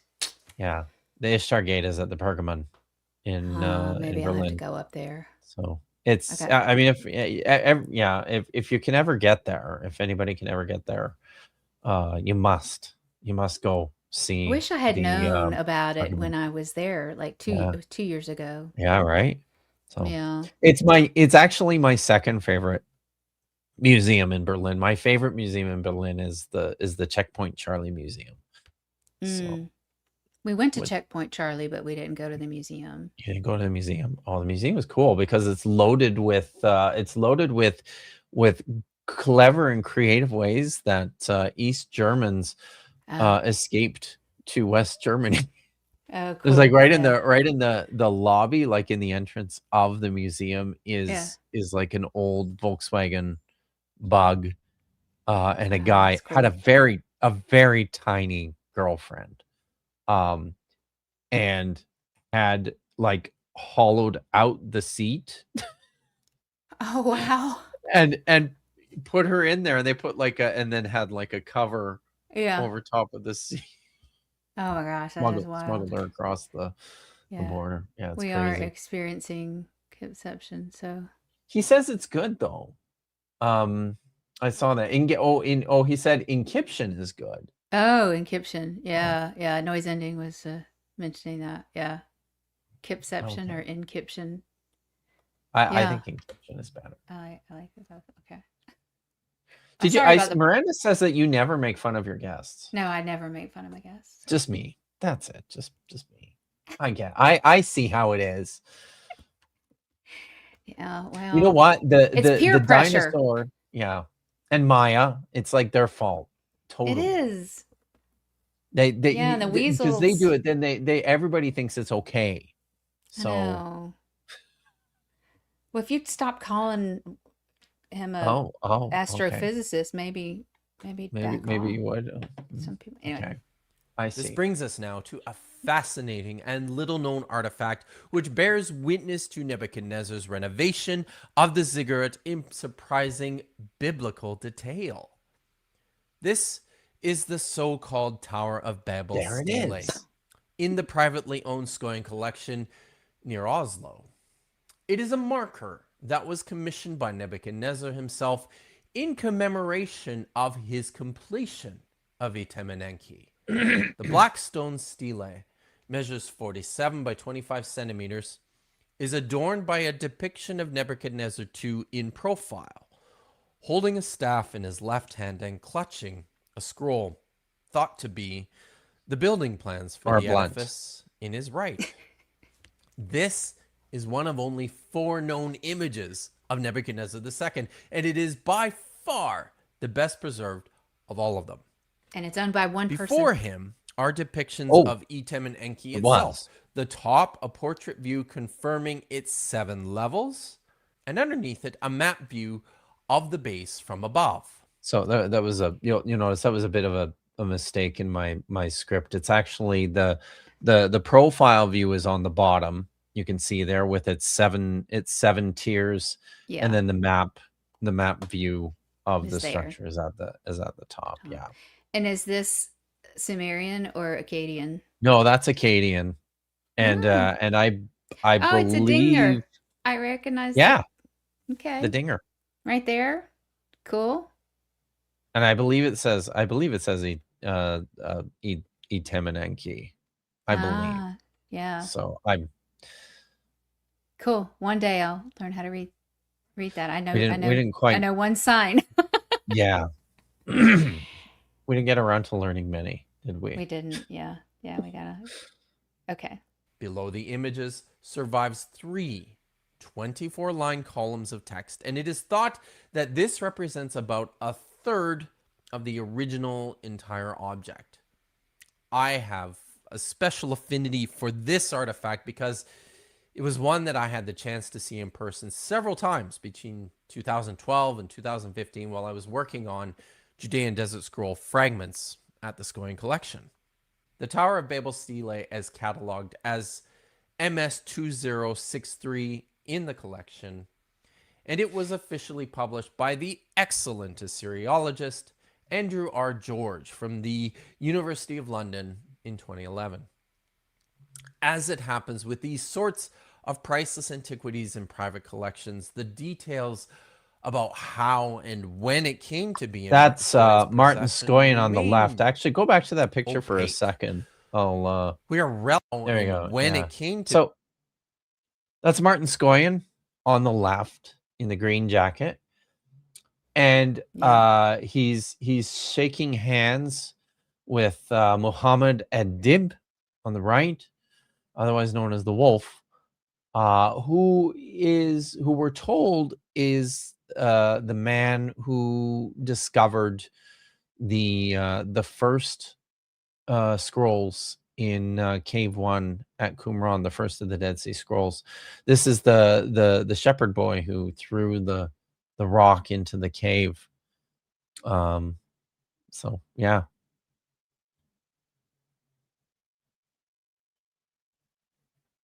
I think you're Oh, muted. I'm muted. I was like, when he threw the rock, it went think, and what'd we break? And Damn, the we world missed it. changed. The Yeah, world yeah, changed. Yes, yeah. it did. Cool. I gotta change here. Okay, cool. Be in Martin Scoyne's possession remain opaque. We are relatively certain that it came out of Iraq, and tragically, it seems possibly to have been a casualty of looting, along with thousands of other artifacts and pieces of cultural heritage in the aftermath of the first Gulf War in the 1990s. On the basis of the catalog number and by what we know of the system for cataloging other items in the Scoian collection and their dates of acquisition, it seems likely to have arrived in Norway at some point after 1993. This pause it here for a So- second. That article there that I've screen capped. So this was I made this video right around the same time that that Martin Scoyan was instructed by the Iraqi government to return a bunch of stuff, including the Tower of Babel stele. So he no Really? longer has it. Yeah, he had to repatriate a bunch of his private collection back to Iraq. So the picture here. This is how it looked whenever I went to go see it. It was inside this showcase. You can see the brick. There's that brick that's on the right, and the rock, the stele, is in the center. And then up in the top there, that's an Aramaic incantation bowl from like the medieval period. Right there. It's yeah. So it's a shame that that Simone is sleeping because she'd get excited about that. Oh yeah. I have to cough. Sorry.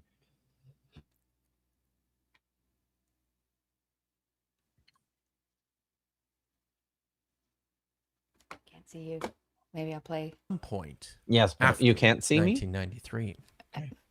So, No, I can see you. I all that just aside, have to switch back and forth. why is this Right. artifact so exciting? It's because of what the inscription says. Nebuchadnezzar, king of Babylon, am I. In order to complete Itemenenki and Irumi Imenanki, I mobilized all countries everywhere, each and every ruler who had been raised to prominence over all the people of the world. Loved by Marduk from the upper sea to the lower sea, the distant nations, the teeming people of the world, kings of remote mountains and far-flung islands. The base I filled in to make a high terrace. I built their structures with bitumen and baked brick throughout. I completed it, raising its top to the heavens, making it gleam bright as the sun. Our attention is fixed from this short inscription on several parallels in the biblical story of the Tower of Babel. Nebuchadnezzar dedicates several lines to describing his mobilization and conscription of labor from all the countries everywhere. This is different from what Nebuchadnezzar did. He conscripted people out of his own country, but here Nebuchadnezzar takes people from the upper sea to the lower sea, the distant nations, the teeming people of the world, kings of remote mountains and far-flung islands. The writer of Genesis 11 similarly opens his story with a gathering of all the earth in the land of Shinar. Like his father, Nebuchadnezzar speaks of a building with pitch and baked bricks, and of raising the top of Itemenenki to the sky. The two great innovations in Genesis 11 are the casting of bricks in fire and of the use of pitch for mortar.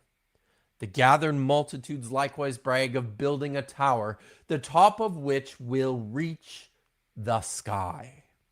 Now, I think the literary connection between the story of the Tower of Babel and the commemorative marker of Nebuchadnezzar for the completion of Itemenanki are both clear and compelling. And moreover, the location of the story from Genesis within the Babylonian exilic milieu would also make sense from a broader perspective of the development of the biblical text after the destruction of Jerusalem, when scholars agree that the Pentateuch as we know it started to emerge. But does this mean that Nebuchadnezzar's renovations of Etem and Enki inspired the biblical story altogether? I actually don't think so. But I do think that the experiences of the Judean exiles in Babylon had a profound effect on the imagination of the writers and the collectors of the Hebrew Bible that is reflected in this story. This actually, if you pause it here, Some of the key this is probably a change in my thinking now from when I did make this video 3 Okay. years ago. I think I think it's entirely possible that the story was written whole cloth um after the Babylonian exile. Mm. And then it wasn't even possibly originally part of the earlier layer of J, or whatever they had. What do you think, they needed a segue in the Maybe, and text, I maybe? think, yeah, this is who knows how some of these the reasons for why independent traditions are smashed into Hmm. texts, and that could be right. Yeah. Or it could have been something else, something similar, that they just replaced.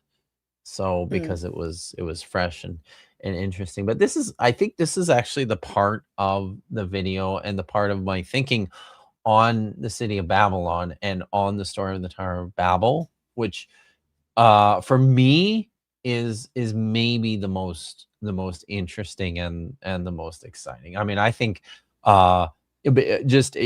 beyond the fact that you've got these clear parallels, that you've got this you've I think a fairly firm historical grounding in this actual renovation of an actual structure that took place Hmm. over the course of a long time, and then the intersection with the Jewish exiles, right Yeah. as Nebuchadnezzar was completing it. I think all of this works I think it works incredibly well, um, for providing a clear explanation for what the Tower of Babel is. And then at that point now, though, um, I think you have to start to think through what the story is about. Um, it's about the origin of language, Hmm. yes, but I think that that's probably part of this new experience of internationalization, Hmm. when you're transplanted out of Canaan, where you know even though there's a nation surrounding you, you all are speaking languages that are very, very close to one another, right? Hmm. Hmm. Um, there's an increased culture shock by being transplanted hundreds of miles away into Babylon, Right. where they're speaking they're speaking Akkadian and Aramaic, and there's probably intersections with other like language groups, because it's a major cosmopolitan center Well, I mean, and Nebuchadnezzar says that he brings people from all over. from all over the world. Right. That's what he Right. says, right? Yeah. Yeah, no, it's Yeah. true. How So long did the exile last? somewhere between like 50 and 70 years, um Okay. based on variant on the text that we have in the Bible. Hmm. um but yeah, Okay. Do you want me to so yeah, finish let's this? continue. Yeah, I'll let you So finish. Okay. So okay. I gotta go here. key takeaways from the story itself are the focus on human ambition, collective strength through urbanization, the threat of new technology, and ultimately, pride. The city of Babylon at the time of the exile represented all of these things. It was the ruling power and the largest and most advanced city of the known world. But it may come as a surprise to some that throughout much of the Hebrew Bible, King Nebuchadnezzar himself appeared occasionally as a symbol of excess, power, and pride. The moral tale in Daniel 4 features Nebuchadnezzar in a moment of self-congratulation while surveying his own achievements in Babylon, his building program. Is this not the magnificent Babylon which I have built? The house of the kingdom by the strength of my power, for the honor of my majesty. This tale, written centuries after the real Nebuchadnezzar died, is resolved through God's rebuke of the king for his misplaced arrogance. King Nebuchadnezzar, to you it is declared, the kingdom has been removed from you. You shall be driven away from human society, and with the animals of the field you shall dwell. You will feed yourself grass like oxen, and 7 times shall pass over you until you know that the Most High is the ruler in the kingdom of men and gives to whomever he wishes. In Jeremiah So, chapters 50 to 51. oh shit, it's not working. All right. So before we get to Jeremiah 50 and 51, I want to talk a little bit about Daniel 4. Okay. So what I'm arguing here is that this is a story. It's a really neat story about Nebuchadnezzar surveying the city of Babylon, this wonderful city that he's built, and marveling to himself about what a fantastic guy he is for having Yeah. completed this building project. And God says, not on my watch. And then You're then getting too curses big for him. your britches. Too big. That's it. Yes. And then curses him. And it says, the text says that he turns into like a wild animal and goes out of the city to graze To in eat the grass. pastures and eat grass for 7 years. It sounds like an insult. Eat grass. But you know what's really one of the really interesting things about this story is that this is actually this is a later story. The book of Daniel was written in the 2nd century Right. BCE. So right, so this is a couple hundred years later. But like some of the source material in Daniel, like there's the book of Daniel is written in 2 languages. The first part is written in Aramaic, and it's comprised of these are all the stories from Daniel that we know, right? Like the fiery furnace and Daniel and the lion's den and Nebuchadnezzar's madness, Nebuchadnezzar's dream. These are all Aramaic stories, and scholars tend to think that there were just a whole bunch of popular Aramaic tales featuring Daniel that were in circulation and might have been in circulation for quite a while. So it's possible that this story was a bit older, like 3rd century, maybe even early 3rd century. So this story, but the version we have is later, because among the Dead Sea Scrolls was discovered a manuscript. I built the greatest. No one builds the greatest like I can build him. It's huge. Huge. Bro. maybe it was like that, eh? We have the best chat. It's awesome. Yeah, we do. Yeah, you do. It's so good. So sorry. did I dye my? No, I've never dyed my hair, Jer.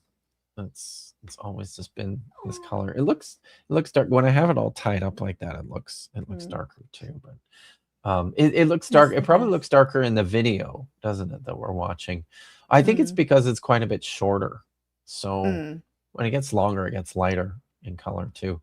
But nothing. I mean, it's certainly not gray.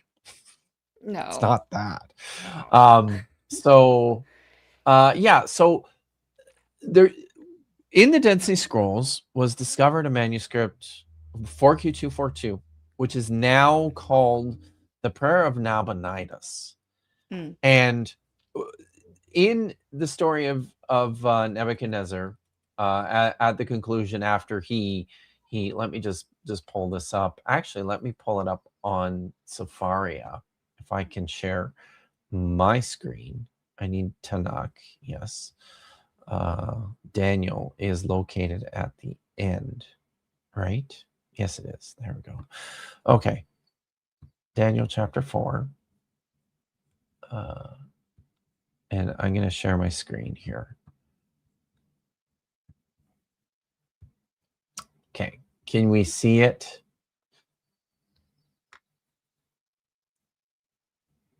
Can you make it any bigger?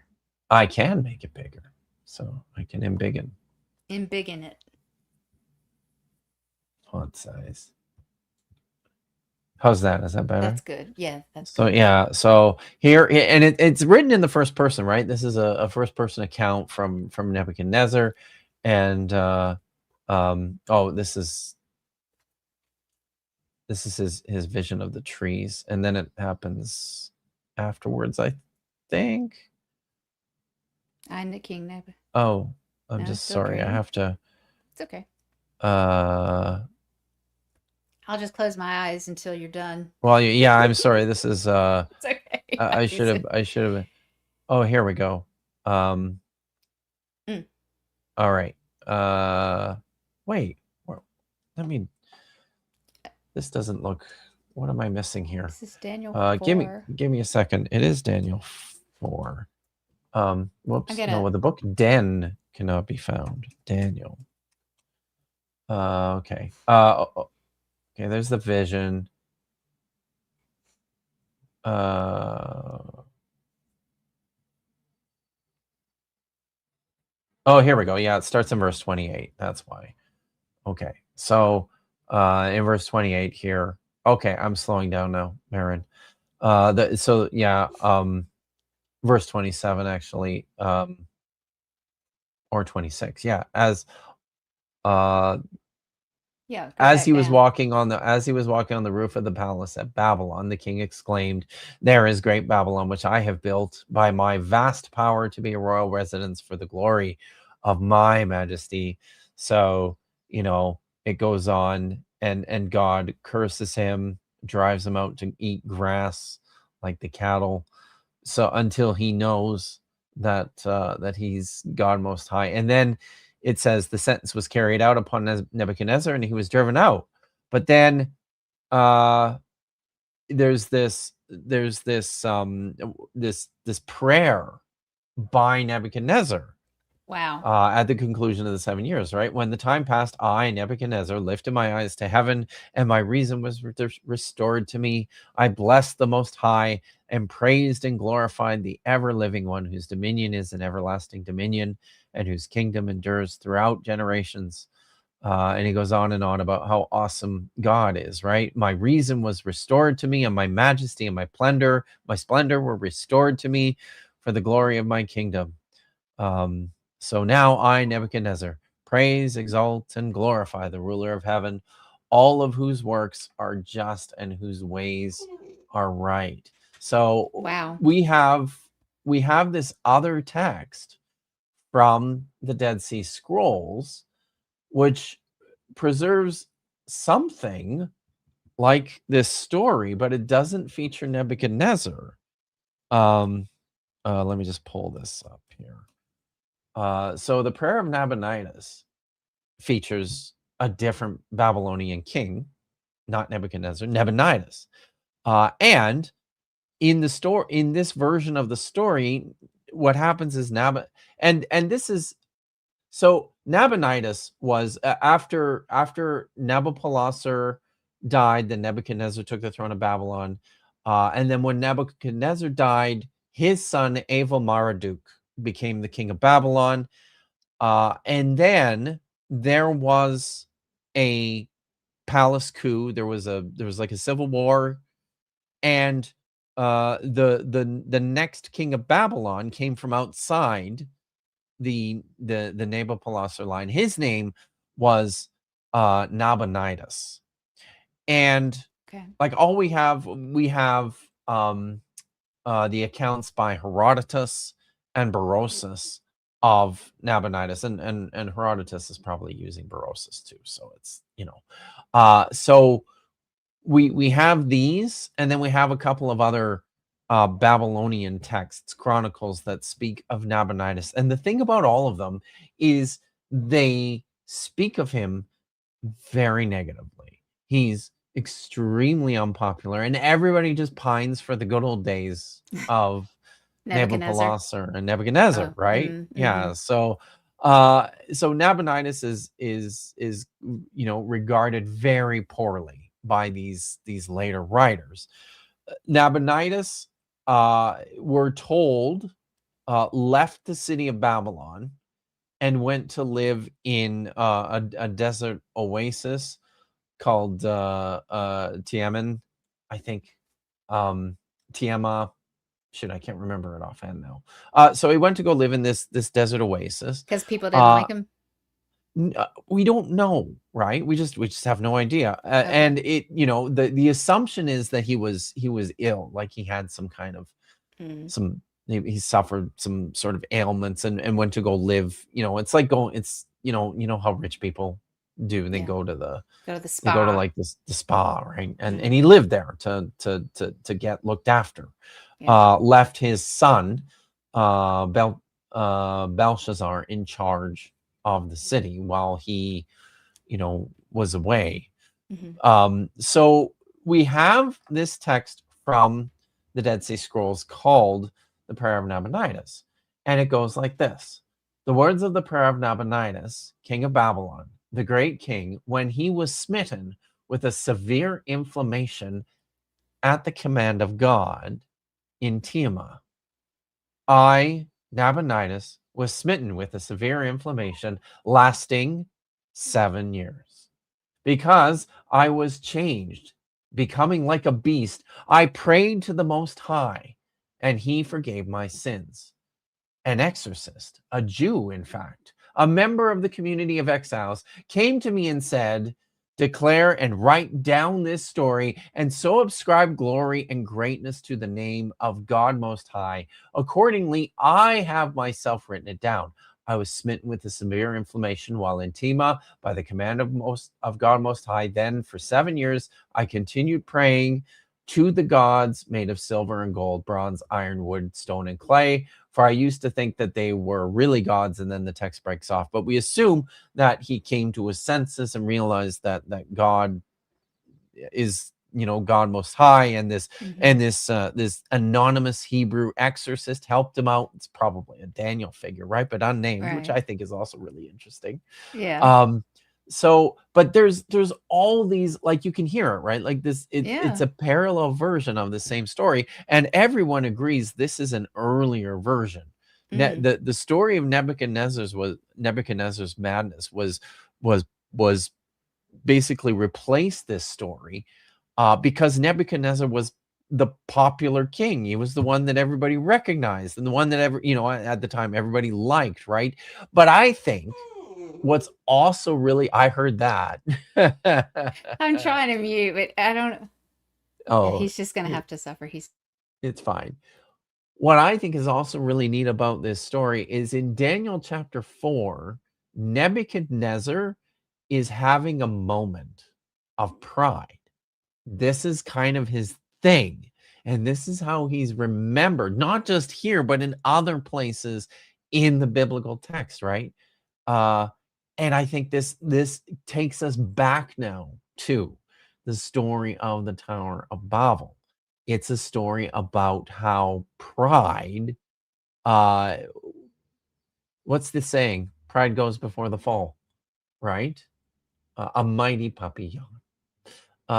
So there's these layers here, and I think this, in many ways, the fact that they changed this story and they changed it in the ways that they did, not just I guess it would have been easy enough to feature Nebuchadnezzar getting sick and being sick for 7 years.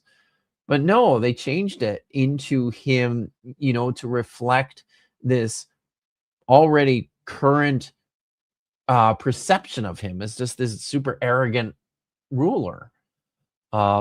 So yeah, and that brings us finally to Jeremiah chapter 50 and 51 in the video. So we'll just, if we finish watching that, then we can wrap up here.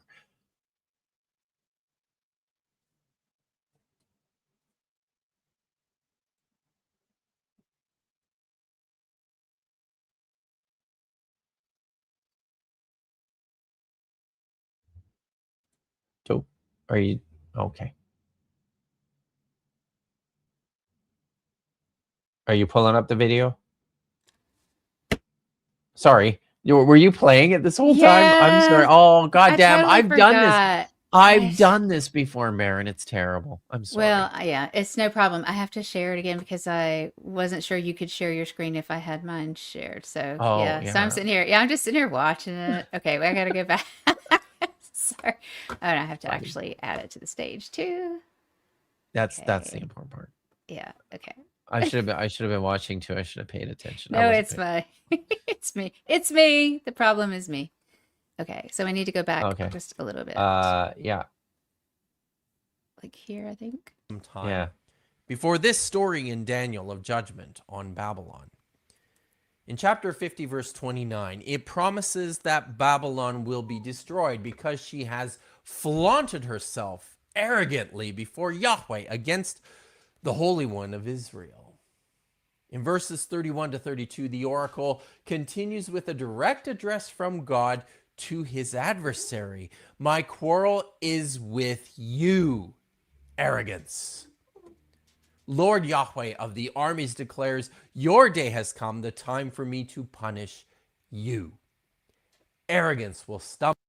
Okay, can you hold down the fort here for a second while I let Yeah. him out? Because he's just not gonna let I me. can. So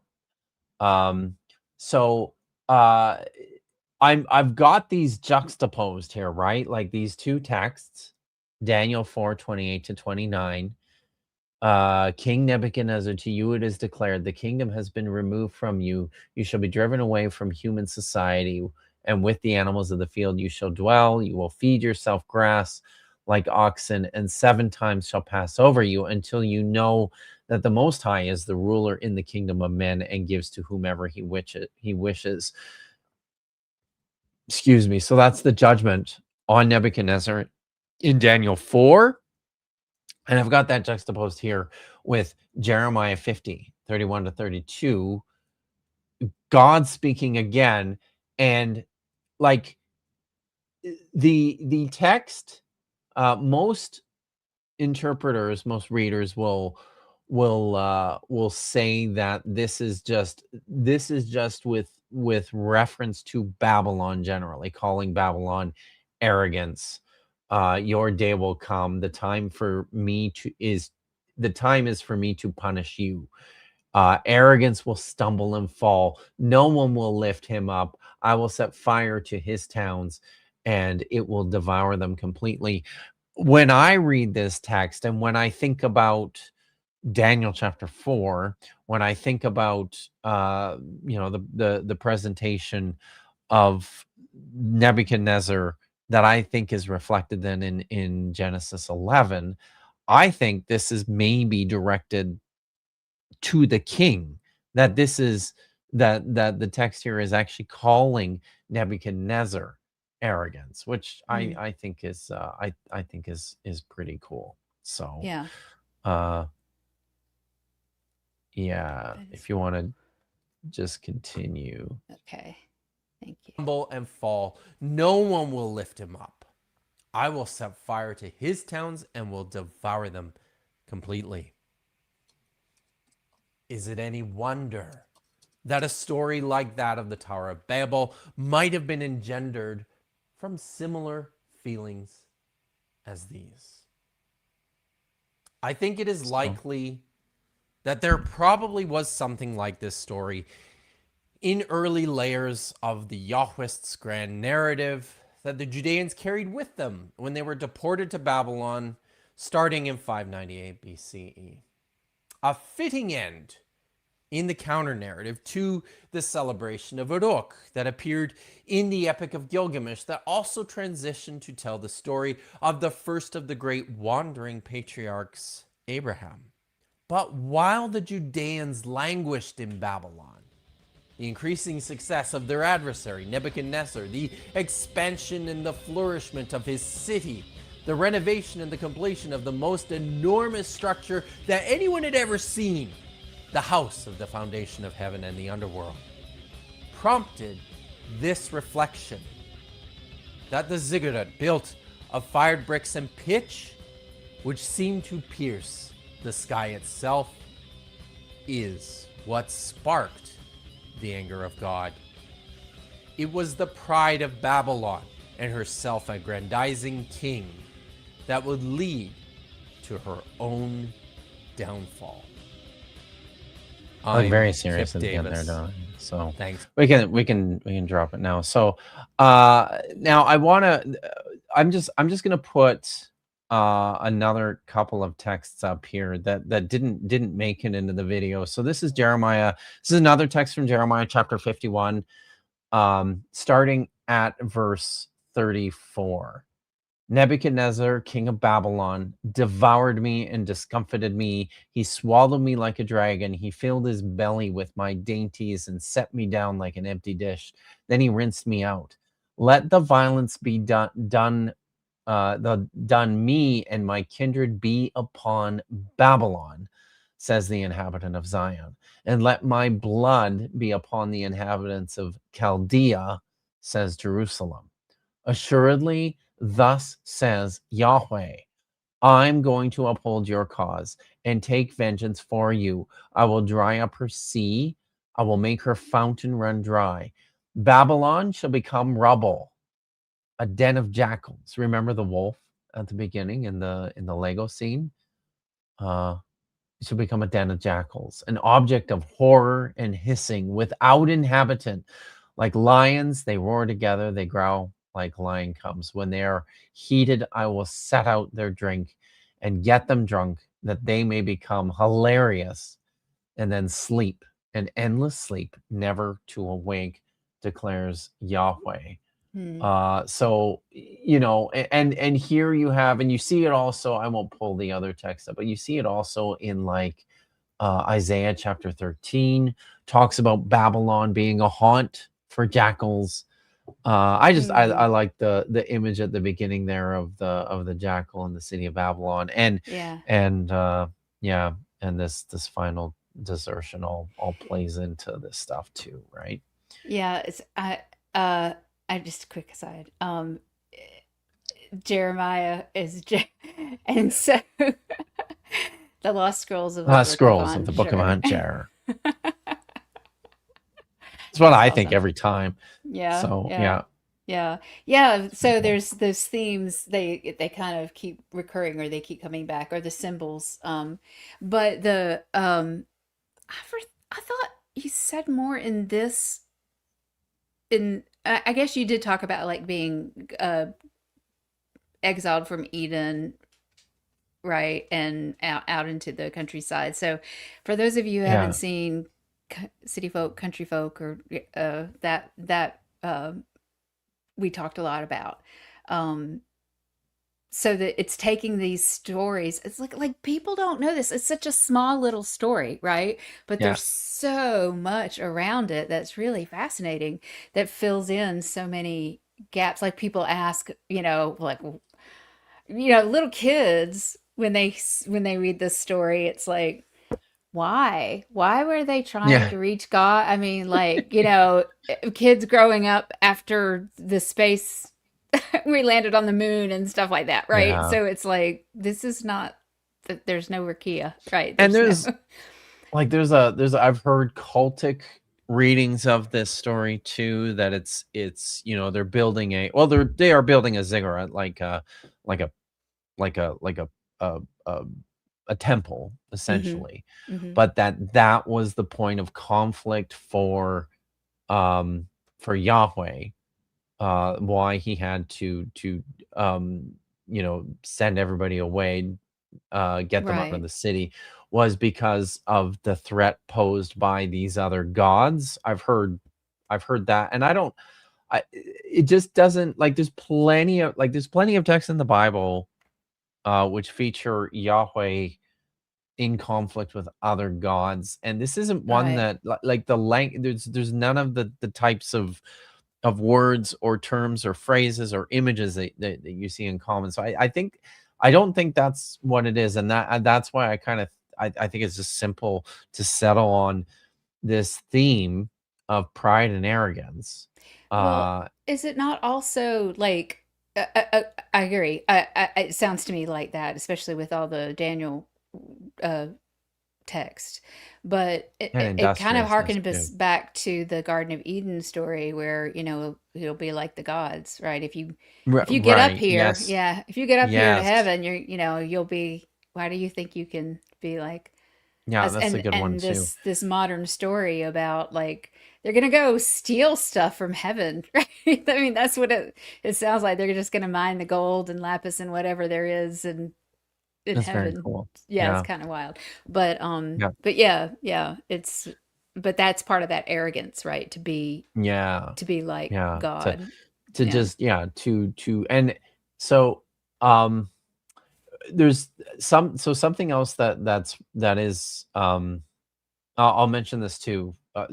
We saw it right at the beginning and paused and sort of reflected on this, that this is the second time in the book of Genesis that God actually says to Mm.